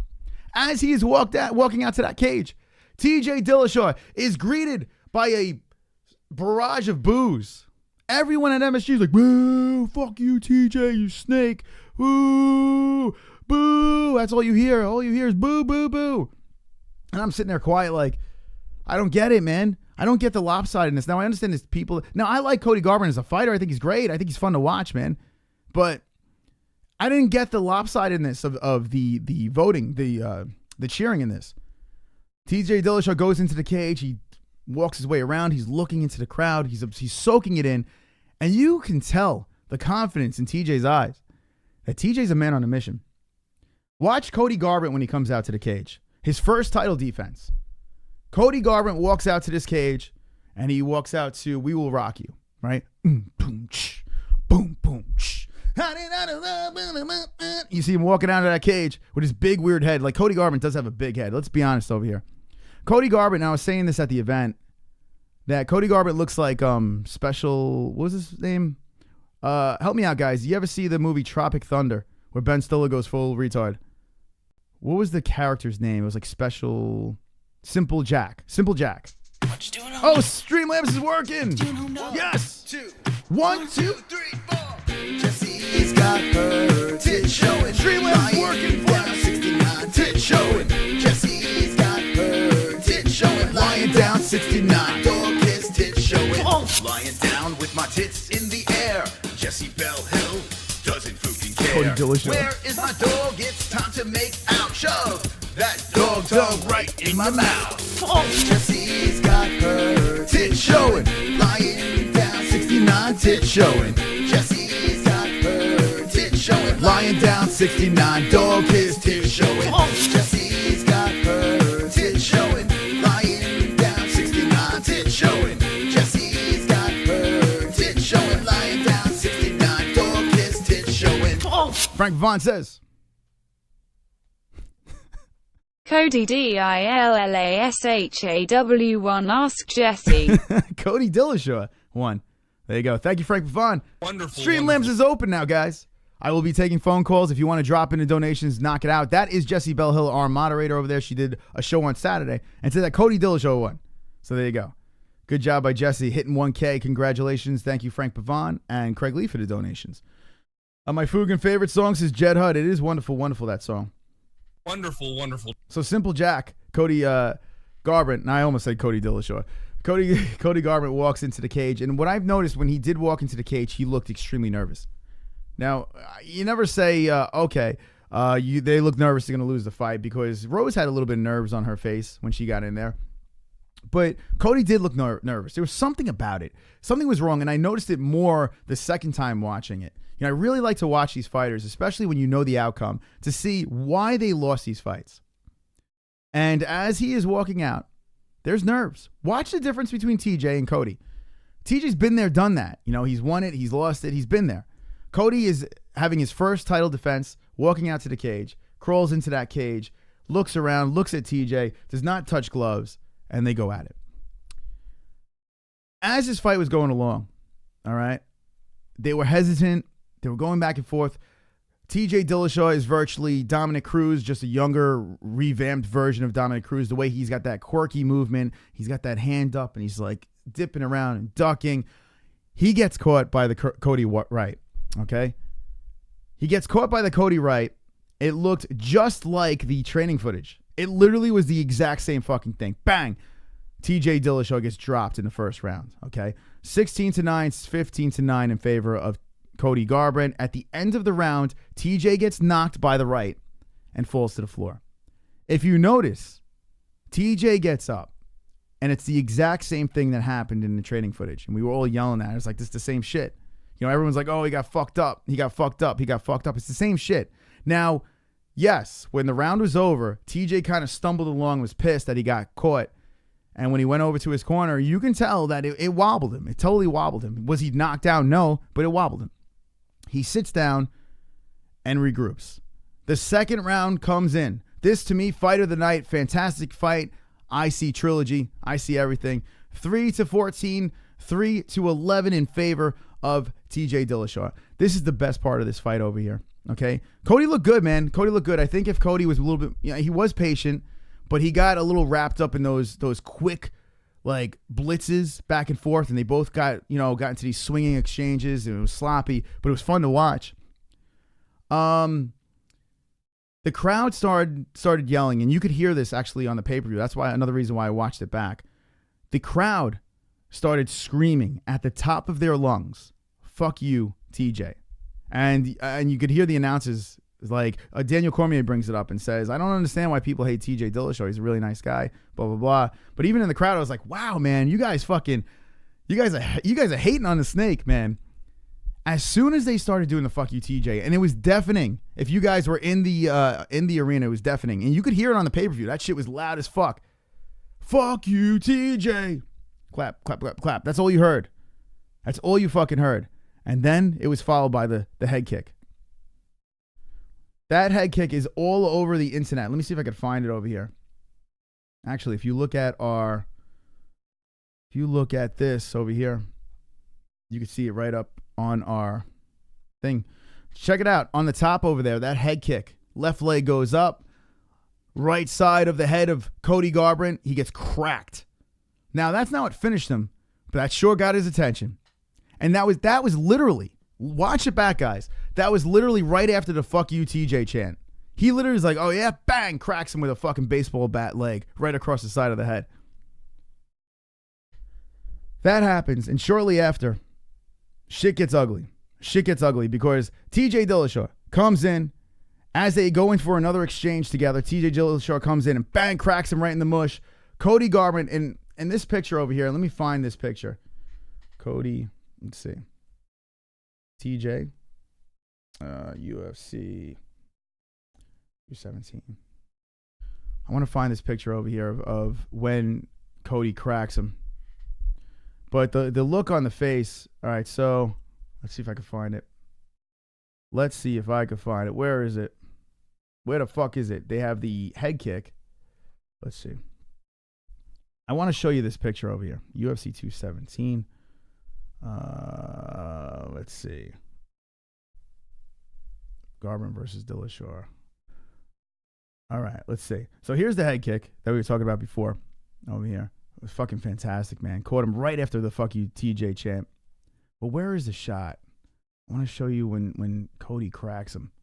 Fuck, it's all over the place. I can't fucking find it. But the look on Cody Garbrandt's face. The fuck is it? I want to show you guys this. I'm sure you saw it already. But anyway, the look on Cody Garbrandt's face was absolutely epic.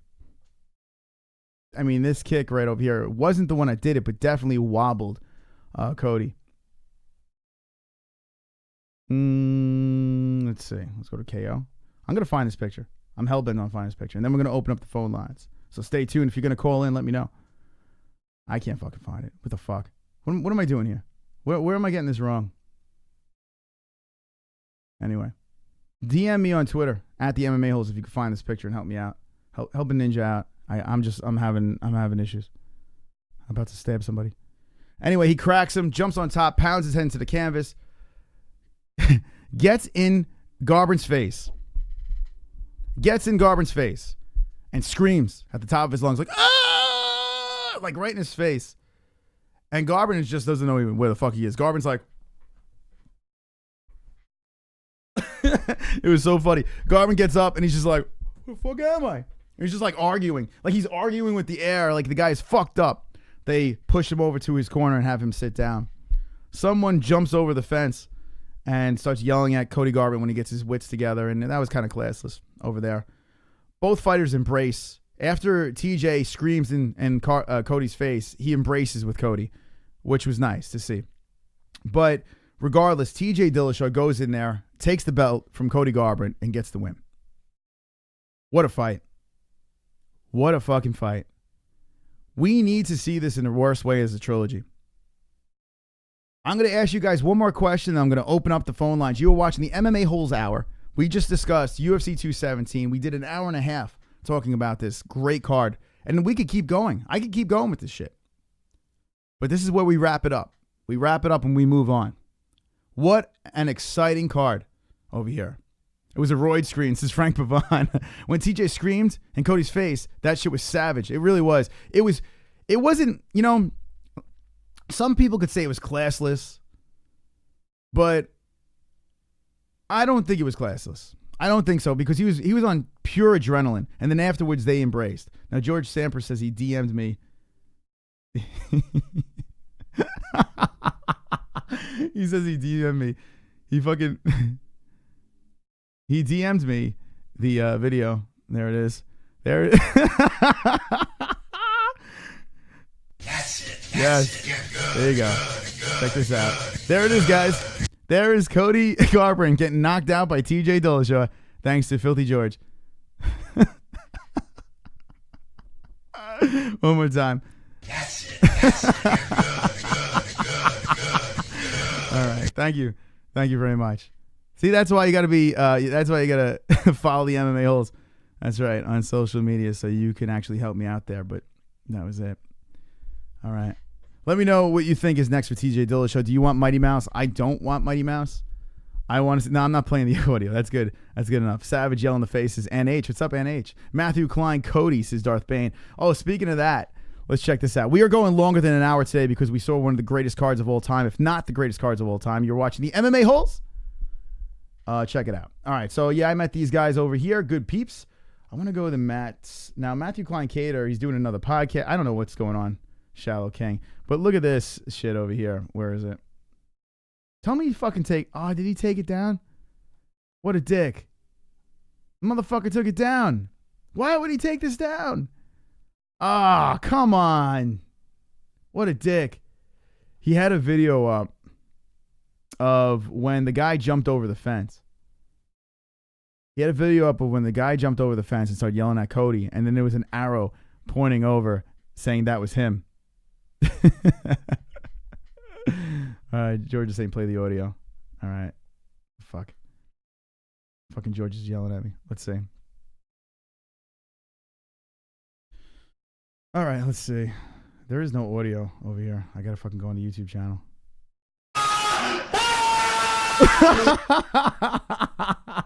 I can't. Hold on. This is the audio from it if you want to hear it. Hold on a second.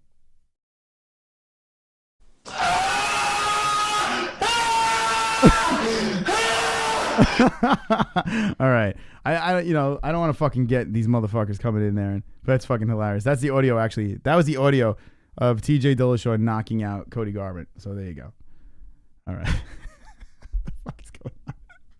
Why did Diaper John look like a depressed potato at the fight? Diaper John, listen, some people don't always want to be on camera, you know? There's the audio. Yeah, that's the audio, guys. Yeah. Played on a loop. That would be a good soundbite over there. Yeah, some people just... Being on camera is not for everybody. You know, not everyone... I've learned that I am the only one out of my friends that truly wants to be on camera. I think my brother embraces it a little bit. Triggered Mike. But everyone else does not want to be on camera. And I don't blame him. It opens you up to the world over here. Diaper John used to be in the beginning. The Pigeon used to be on. V-neck used to be on. I don't know what's going on. Everyone's like, I don't know, you scared them. All right, so let's keep this going over here. We discussed UFC 217. Chris, it was TJ's brother, says Jet Hud. So yeah, that's what I heard too, that he jumped up there and was saying that's my brother, some shit like that. Filthy George is dying. He likes that. Yeah. Here's actual audio.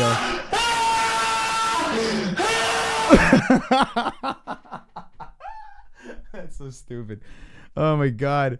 I can't with this fucking shit. That's the audio, guys. If you just jumping in, breaking. The audio has been released of TJ Dillashaw finishing Cody Garbrandt. Here we go. You guys ready? Here we go.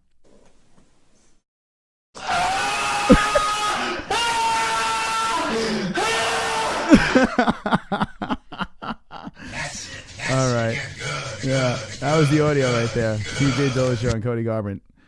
There's a dude coming in a porn video mixed with a cat. Yes. I can't show two together. You know, the thing is, these people get fucking butthurt if I start showing other shit and stuff like that, but it's so funny. The video is really funny. Maybe I'll put a link to it in the description or something. Actually, you know what I'll do? This is what I'll do, guys. Listen, it's fucking great. The video is actually fantastic. Good job by Filthy George finding the video.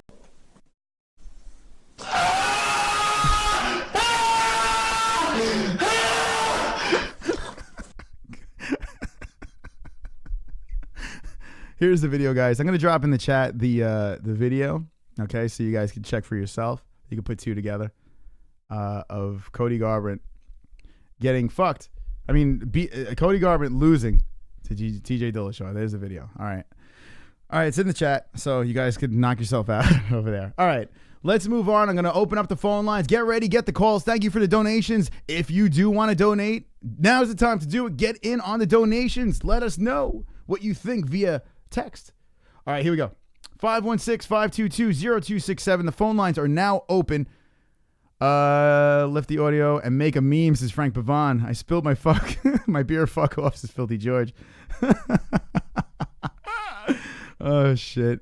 Chris, I got the MMA-Holes wristband today. All right, good, and got it. Now, Darth, let me know if you got the wristband. And there is a donation down below. It's the Mike Perry wristband donation. It is a donation for the MMA-Holes, but we just throw in a wristband as well. So if you guys want to donate and hear this dysfunctional song and get a wristband, if you are on the in the U.S., inside the U.S., send me a Mike Perry wristband donation, and I will send you a wristband for the fuck of it. So there you go. All right, guys, here's the card that we went through. A lot of stuff to talk about. So get in on the call. Get in on the lines. What is next for Michael Bisping? I mean, and GSP. GSP for what the fuck? Is he going to fight Conor? Is he going to fuck that shit up? Is he going to fight Woodley? Is he going to fight Whitaker, which is the Dana White fight? Everyone says, Dana White says, oh, he's going to fight Whitaker at 185. GSP says, nah, I am not going to stay at this weight class. This is not my weight class, so that's not going to happen, according to GSP, but money talks. I feel Whitaker GSP would sell better than Woodley GSP, I think. But either way, Woodley versus Whitaker, I mean, GSP versus Whitaker and GSP versus Woodley are not big money fights, either of them. You are live with the MMA-Holes. What's your name? Where are you from? Brother Chris, what's going on, baby? Hey, what's up? Craig Lee's calling in. What's up, my man? Oh, we're doing great, man. Hey, listen, it was an awesome weekend, awesome fight. Listen, I want to say something about 217, but I got to tell you this: if you can replay or get that, if you recorded the Bellator or DVR'd your Bellator fight, there's a knockout. This cat, me and Tanner and some other guys were watching it, and the hangouts. That knockout was amazing, brother. Was it the flying knee? Did you see it? I did see it. It was where I was actually watching it with Luke Thomas, my new BFF.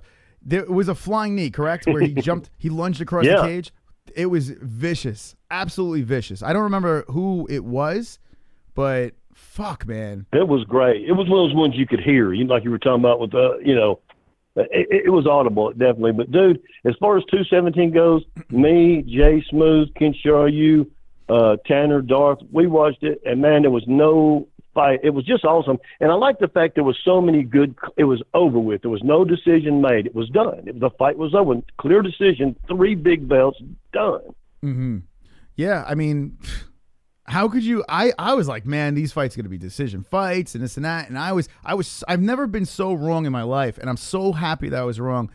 These 3 fights, you can't even. Like, you could look at each fight and be like, wow, this was great. Maybe this was the fight of the night. Or maybe this was the fight of the night. Each fight had its own little story and was fantastic. And then you get 2 guys, or you get a guy and a girl, undefeated, people think are invincible, and they both get fucking finished. It's crazy. No one would expect that shit. It was wild. We were losing it, man. We were going crazy. It was that good.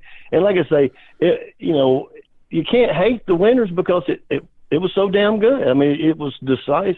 There was no who won it or who didn't. It was definitive, man. It was awesome, dude. But we had a good time. Good stuff you did stream from UFC 217, brother. That was fun stuff, too, so I'm glad you had fun. But, hey, so there's no fight buddies this weekend, or you're not going to be covering the fight, correct? Yeah, I'm going to be doing the same thing from Premiere. I think I'm going up Friday and doing interviews for Karen. This is like the last favor I'm going to do over there. I like doing these events. But I don't know. The last one worked out. I got lucky enough to meet, Masvidal and Brown. I'm hoping we fall into a similar situation with this. So unfortunately, there's going to be no more fight buddies for this one, but I'm going to be scheduling. It's going to be different. We're going to be going back to the fight buddies after this event because I can't be missing these fight buddies. That's where we fucking really go fucking autistic. So I have to go back to these events over there, and I will be coming back to fight buddies, but you got Jesse Bell Hill. Maybe we'll get a two for two with Jesse Bell Hill doing a fight, buddy. So, what do you say? There you go, brother. Hey, listen. Well, yeah, we need since you're going, we need to get drunk Karen back on stream doing jumping jacks, please. Well, I will be live from the after party for sure. Again, there is no doubt about that. So you can stay tuned for that shit. All right, brother. Have a good one, man. Enjoy it. All right, Craig Lee.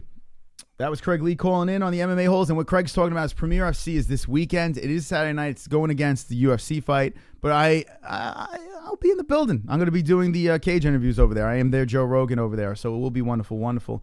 If you want to hear audio, guys, breaking news, George Sampras just got the audio of the Cody Garbrandt TJ Dillashaw fight, the finish, the actual finishing audio. If you're jumping in right now, this is breaking, so make sure you you get ready, put your speakers up, because this is the finish. This is the finish right here. Cody Garbrandt, when he knocked out TJ Dillashaw, when he knocked out Cody Garbrandt. Here it is. Ready? Put your speakers up. If you're at work, make sure you put the speakers up over here too. You'll never hear anything like this before.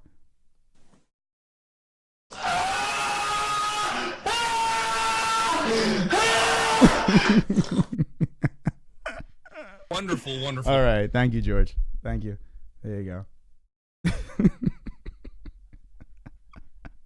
I don't know why it's funny, but it's fucking hilarious. It's great. George coming through on the DMs. I was trying to find something else, and we stumbled on that. I call into real. All right, let's open up the phones. We'll take a couple more calls. I'm going to wind it down. We went longer than an hour today. If you like the longer shows, let me know with the ones in the chat if you do like the longer shows, and maybe we will keep these things longer. I mean, after an event like this, you can't just do an hour. It's impossible to fill this in an hour, and I feel like we even rushed it with the hour. So, leaked the audio. Yeah, Filthy George leaked the audio. And credit to Kenshiro Ryu. Kenshiro, if you have a second, call in and let me know what your experience over here. Kenshiro Ryu, the lone member of the MMA Holes to show up at the meetup, which is great. And there he is, speak of the devil. Kenshiro Ryu live on the MMA Holes. I was saying, hey, call in, and here you are. Welcome to the show. Hey, Chris. I'm willing to bet my 37 years of Kung Fu training in the bamboo forest in the back of my village that GSP will fight Conor next. Wow. So you're that confident that you think that's going to happen, GSP Conor? Absolutely, because if you think about it, this was 4 two-belt UFC champions, right? Mm-hmm. So if GSP goes down to 155, he could do it in 3 weeks, okay? He's a true athlete, okay? Mm-hmm. If he wins 155, he will be the only 3-belt champion in UFC history. So, all right. Here's the thing with that, and I would love to see a GSP Conor fight, but just before the mere circus of it, I would love to see it. But my problem is this. I understand why it works for GSP. It feels like, unless it's just a pure money grab, it feels to me that there is nothing beneficial to Conor besides money. You know, like it's an instant L. How explain to you why? Yeah, I mean, it just does not work. And another thing, GSP getting at 155 might be. I mean, can he even make 155? I mean, at this point of his career, do you think that he would have? No, he could. He's the same height as Conor. You know, Mm-hmm. So what's the problem? So, yeah, I mean, he is. The thing is, he's older and he's carrying more muscle now and stuff like that. And now he has to completely, man. I mean, I guess all he has to do is jerk off like 10 times a day. 155 in 3 weeks. Lose that semen weight. I've done that before. It's okay. That's right. Yeah. We'll lose that semen weight and get down to 155. All right. So, Kenshiro, you were live here and you're saying that GSP versus Conor, you're going to bet everything you think that fight's going to happen. Let me know in the chat if you agree. What did you think? Now, Kenshiro, we were just speaking about getting together outside of MSG. You ran into... Oh, this is bad, by the way. I watched that stream again, and when we saw Mark Ramundi, whatever his name is, and you said in the beginning, I totally missed it. You're like, yeah, I saw that little midget walking around. It didn't sink in. And then when we saw him, we saw him and we were talking to him, and then we left, and we still were calling him a midget and shit like that. Now I know why he blew me off the next day, Kenshiro, because I ran into him again the next day after the Ariel thing, and he completely... I was like, hey, Mark, what's going on, man? And he just like turned his shoulder and walked away. I have a feeling he didn't like our midget comments to him, Kenshiro. I like him, but the reality is he is a midget. You know?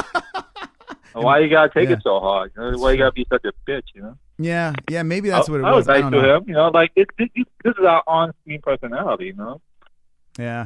Well, he seemed like a nice guy. I mean, he broke some news. He is a nice guy. I like him. You know. Maybe he didn't like that comment, or maybe he's not allowed to talk to us. From what I hear, that sometimes these people that are in this little circle, they are not allowed to speak to the MMA Holes, according to sources. They're not allowed to talk to us. Yeah. Anyway, Kenshiro, there was a long day that we had. We had a lot of fun. I think we had some fun. Kenshiro got fucking wasted. It was nice to see that. I see you got home safe, so that's good. Yeah, it was great. It was a great time. You know, Chris is much better in real life than on the screen. You know? Wow, so that's the a guys, compliment the right guys there. who didn't come, they missed out, man. They really missed out. I think they do. Now, this is just the beginning. We just threw this together. We're just trying to get this thing going. And you were the first one to be part of this shit. What do you think? Now, I mean, anytime we're going to do something like, and Kenshiro, we got to do this at that fan experience that they have before these fights. You definitely got to do something like that because meeting the fighters and shit like that and just it's all open to the public. Yeah. I think when we do the meetup again, we're going to do something like that at the fan experience. I think that would be way more fun to pull something off like that. I think 2018 they might have three fight shows, pay-per-views for MSP. Maybe 2018 they probably have 3 of them. Yeah, they'll probably do it again. Of course, yeah, they'll probably. I'll be down for it unless I get married or get a serious girlfriend. You know? Now, are you going to marry Marissa Rivas? Hell no. She's a nice girl, but yeah, I might love you. Yeah. Well, you did give her a nice squeeze. You got your squeeze out of her. What was your thoughts? Yeah. Yeah. What was your thoughts on Luke Thomas? Now you got to see the donk in person. What were your? I mean, immediately you said you were gonna fuck him up. You know, he was a faggot and this and that. But what was your thoughts? He's a really nice guy, you know, and he was talking to all the other nerds in the room. You know, I didn't want to mess up his game. You know? Mm-hmm. Yeah, I mean, it kills me. I wish, Kenshiro, you missed my exchange afterwards when you left. We had an interesting exchange, me and him. We went back and forth. We spoke about John Jones and shit like that, and I kind of got under his skin a little bit. We were kind of like in each other's face, but he handled it very well. So, there's nothing I can do. There's nothing I can do here. I mean, he literally took all my trolling, and he handled it very well. So, all in all, Kenshiro got to see it firsthand that Luke is actually a really good guy, and it fucking sucks. Yeah, Luke is a great guy. Yeah. I mean, you just close this party, and you go there, you have full access to everything, and you just hang out. You can meet like so many like high-level people there and network and make money if you wanted to, you know? Mm-hmm. Yeah, well, that's the thing. It's all about going out and just doing these things. And as a fan, what the UFC does is they make a lot of things more accessible to you. When it comes to the media, there's a lot of ways to meet fighters, and you can meet them for free. I ran into Chris Weidman that night, Kenshiro, when you left. I left the Chris Weidman, the Luke Thomas event. I fucking ran into Chris Weidman, literally on the street, just walking around, like, and we just bullshitted. You remember me from the Gotham. I was there to his face, though. He's a tough motherfucker, though.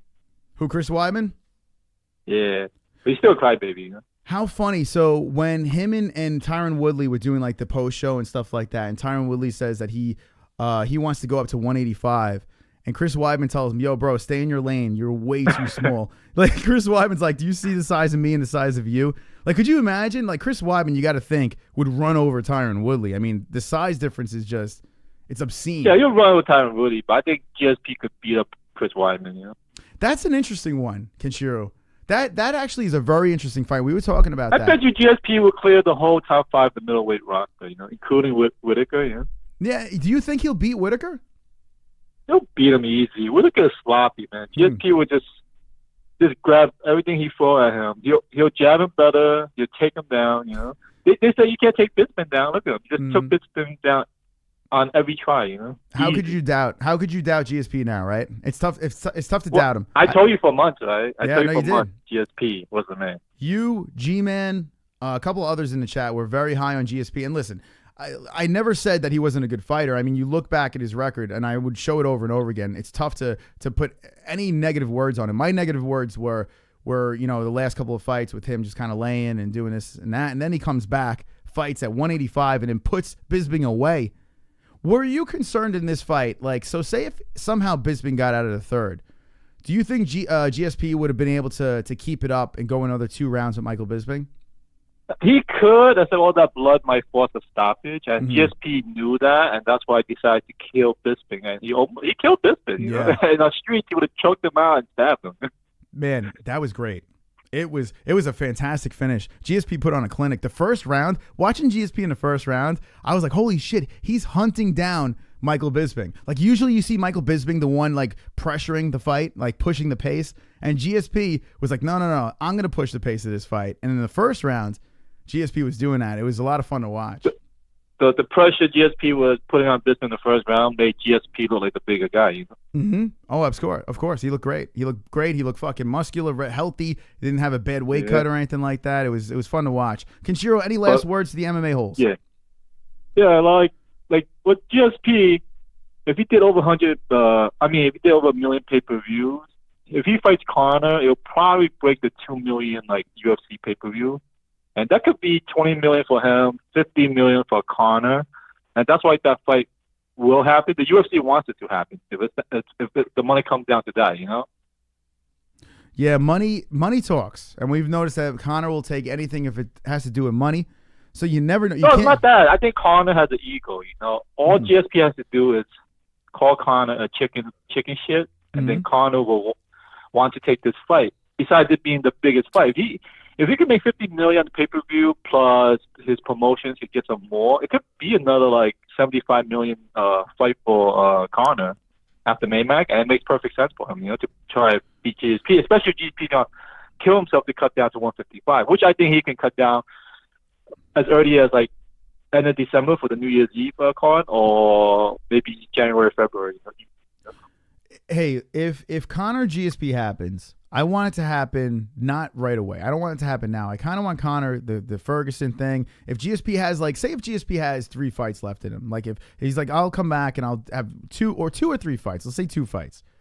If he has like 2 fights left in him, you know, maybe fights Whitaker, maybe goes back down to 170 and then finishes his career against Conor McGregor. Like both of them fucking finish off and ride off into the sunset. It kind of makes sense because take that gamble, make that big paycheck. GSP is like one of the biggest draws for the UFC. Conor McGregor, one of the biggest draws for the UFC. You put 2 guys together like that, you have to think that the fight would be the most epic thing on paper when it comes to a money fight. It's got to happen now when they're both still champions, because if anything happens in between, it's too risky. If either one of them loses, you know, before the fight happens. You know? More money for the champs, sure. That is definitely true. I'm putting everything on this happening. You're going to see it happen. Okay? I haven't been wrong about Conor's fight since 2016. Like, who he's going to fight, you know? Mm-hmm. All right. Kenshiro Ryu says, I guarantee this fight's going to happen. Thank you for the call, and we'll see you in the chat. All right. Kenshiro Ryu calling in. Now, if you are not familiar with Kenshiro Ryu, watch our previous videos of the UFC 217, the fight week, the whole lead up. I was at MSG. Kenshiro came by, and he was on like 3 of our streams over there. Marissa Rivas is the producer of the Luke Thomas Show. We hung out with her. We got a little drunk. Luke Thomas, we got a little drunk with Luke. There's a lot of stuff to check out in those streams, so check those things out. He is saying that he's putting everything on Conor versus GSP. I don't see it. I just in GSP's eyes, I see it working, but I don't see the Conor thing. It doesn't work for me in Conor's eyes, coming from Conor's eyes. I hit the wrong button. 4 more likes in here, and we play that song. We make Bruce Buffer dance, so make sure you like the shit-ass video. If you're not subscribed, do it right now, because we do 3 shows a week, Monday, Wednesday, and Friday. This weekend is going to be a lot of aids for me. You saw how I was streaming during UFC 217. It's going to be the same thing this weekend. I will be coming up sporadically, jumping up, because I will be doing the cage interviews for Premier FC 24. I'm going to have Karen Wesh this Wednesday. It's going to be a lot of shit to talk about. With Fight Week, we have a card coming up over here. I'm going to put the phone lines open. We're going to take one more call. So get in on the lines. I'm going to go to the schedule over here, UFC schedule. And we have a big card, man. FS1, Poirier versus Pettis. I feel Poirier got the shaft with this one. Should have a rematch with Eddie, in my opinion. But regardless, this card over here, we will be discussing on Wednesday. And it is good. It is. That's it. Yeah, good. It is a good one. This is a freebie. Angela Hill versus Nina. This is Nunez. This is Bay. Sage is back. Suarez versus Pereira. We got Dotson back in business. I feel like he hasn't fought in a while over here. So John Dotson back, and there we go. Bang, Quita Lauzon. 2 veterans. They're going to beat the fuck out of each other. That's a great watch. Lopez versus Ansuncio. for number 13. Why the fuck not? Fireworks over there. Nate Marquardt's back. How about Nate Marquardt? Him versus Woodley, one of the greatest fights ever. Versus Ferreira. We have this over here. Andrei Arlovsky is back. I am kind of done with Arlovsky, but he is back versus Albini. We have this fight over here. Two legends of the sport, Sanchez versus Matt Brown. Matt Brown is a fucking killer. So is Diego Sanchez. He's on a little bit of a slide, but Matt Brown, Diego Sanchez. Matt Brown, last fight. So something to watch here. He says this is going to be his last fight, his last hurrah. So there you go. What do you think is next for Bisping, says Michael Anzalone? Michael the Count Bisping. I say Yoel Romero. That's what I say. But hold on. Poirier versus Pettis is the last fight over here. But Michael the Count Bisping. Let's see. Fighters. Let's go to... Actually, let's go back over here. Ba-da-ba. All right. So Michael the Count Bisping gets knocked off. He is not the champion over here. I think on Wednesday these things get reset, or Tuesday. I think tomorrow. All the rankings get rescheduled and reset. I'm curious to see how this and this, and 170. I don't know what's going to happen there, but there's going to be some shuffling around in the rankings. Michael Bisping, I say Romero, right off the bat. There's a couple of things you can do. You could throw a rematch with Luke Rockhold. You do the trilogy, Rockhold Bisping, or Yoel Romero. We may have a better chance. You know what? Bisping don't want to fight Romero. He don't want it. He's not looking at it. He's running from Romero, and rightfully so. I think we're going to see a Bisping Rockhold 3. Rockhold's next. What do you guys think? And then we're going to wind this show down. MMA-Holes. We have gone, 2 hours. The MMA-Holes 2 hour. There we go. 5 minutes away from me, says Ronnie Deal. What's 5 minutes away, man? If you are in Massachusetts, if you are on the East Coast, come by, say hello to us. MMA-Holes will be attacking Premier FC 24 in Agawam, Massachusetts. We'll be over there. It's like the borderline of Massachusetts and Connecticut. If you're in the area, come by, man. It's a fun event. I've done it before. I've done it again. You can see Mystic Moss in that cage, handing around microphones back. What do you think? What do you think? Walk me through that fight, doing shit like that. So I say Rockhold's next for Bisping. Come meet up and say hello. Grab your wristbands. Have a little fun. I'm the Real Dragon, says Daryl. Norfolk, VA. Let's see. Bisping is official belt polisher, says Gary Banjo Sandwich. He don't want to fight a juicer like Yoel. Can't blame Bisping, says Kenshiro Ryu. Beep, says Jesse Bell Hill. Jay, I want to see Chris versus Danny Bonaducci. Listen, make that fight happen, Dana.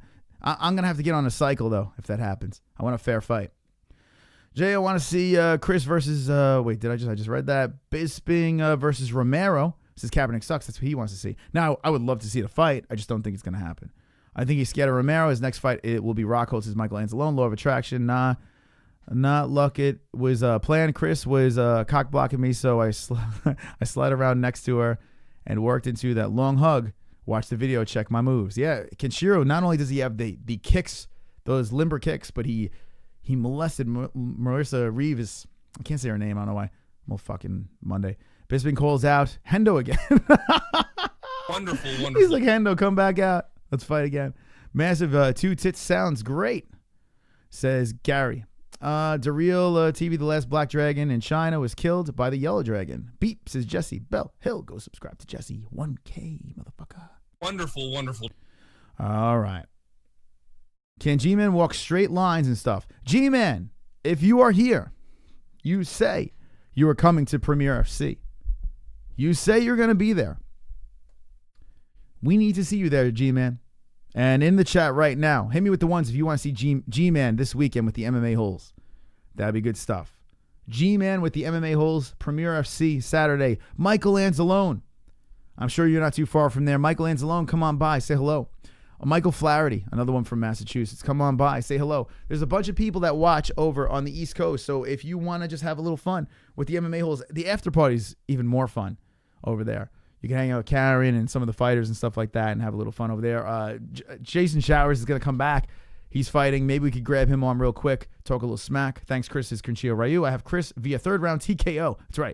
That's right. Danny Bonaducci's going fucking down. Wonderful.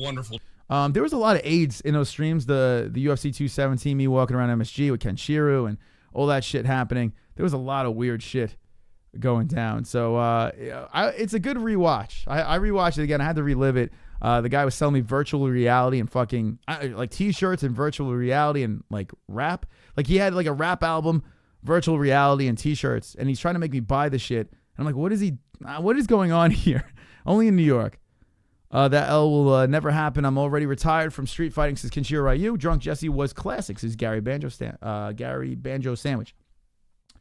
What the fuck? So Kenshiro says, yeah, I want to see G-Man. Michael wants to see G-Man. Brian Rogers says, nah, I don't want to see G-Man. DeReal says, put G-Man over there. He wants to see G-Man. So G-Man Mule, if you are watching this, come by, swing by, man. I know you're in Florida, but you were supposed to fight on the card. It doesn't look like it's going to happen now.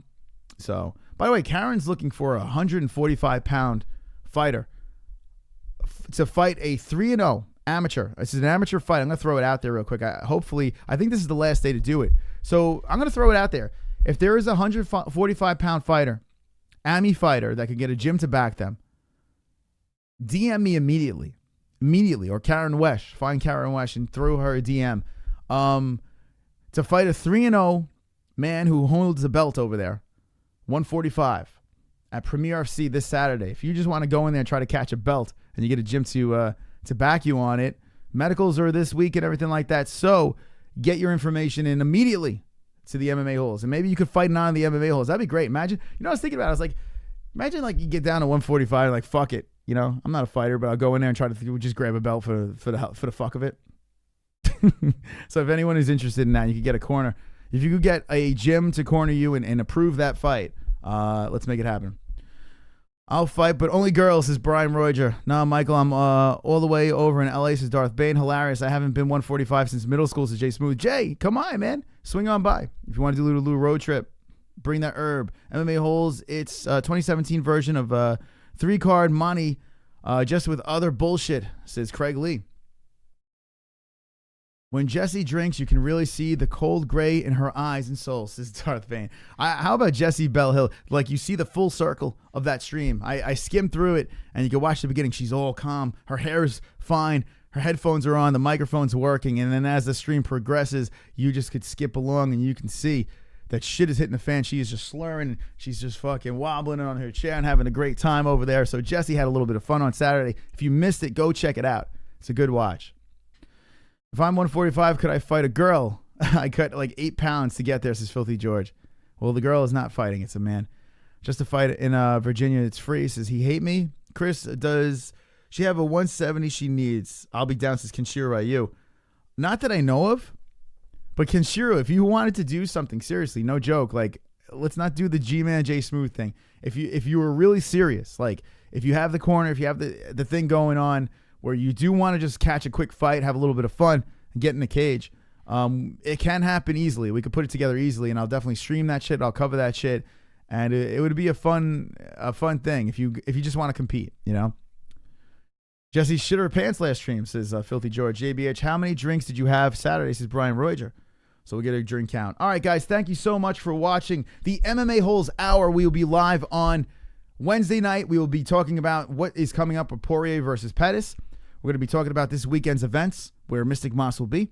We're going to wrap this up in a bow with UFC 217. We pretty much covered it all. I want you guys in the comments after the stream down below.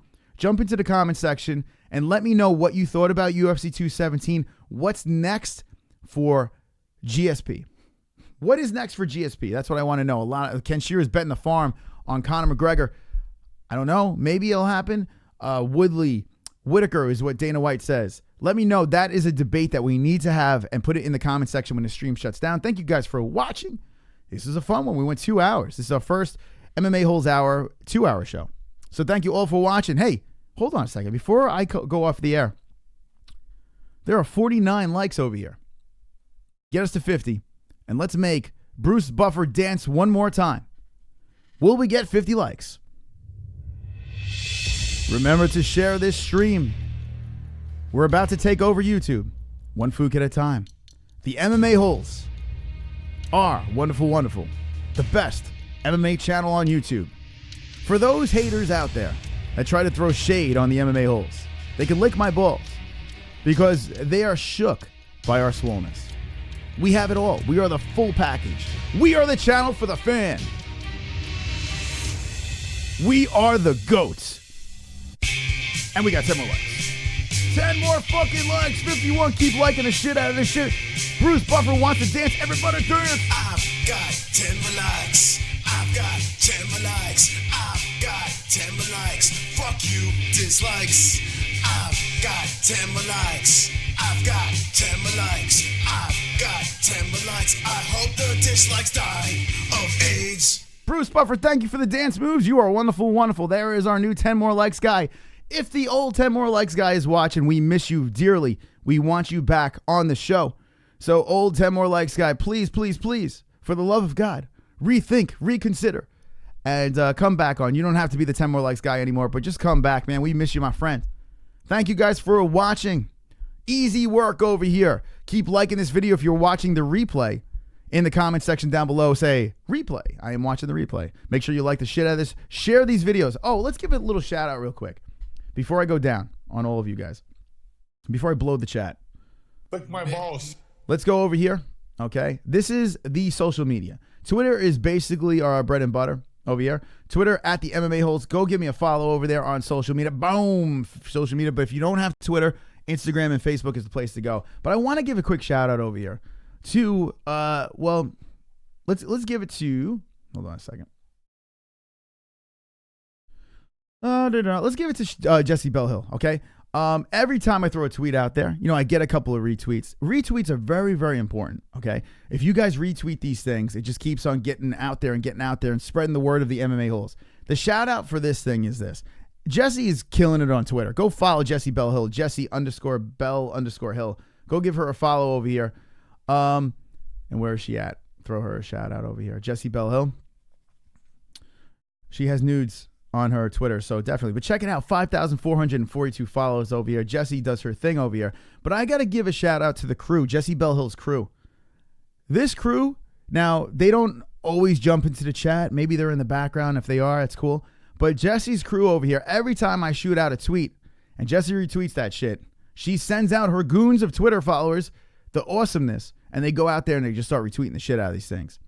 Shout out to Kobe over there. Go get Kobe. But Yoda's son, Rebecca Schwartz, Steve Buren, Magic Minds, Christian Vanchov or Vanchovic, wonderful, wonderful. Wonderful, wonderful. Those, I mean, listen, Christian, Magic, Steve, Rebecca, Yoda's son, right there, they are fucking dons.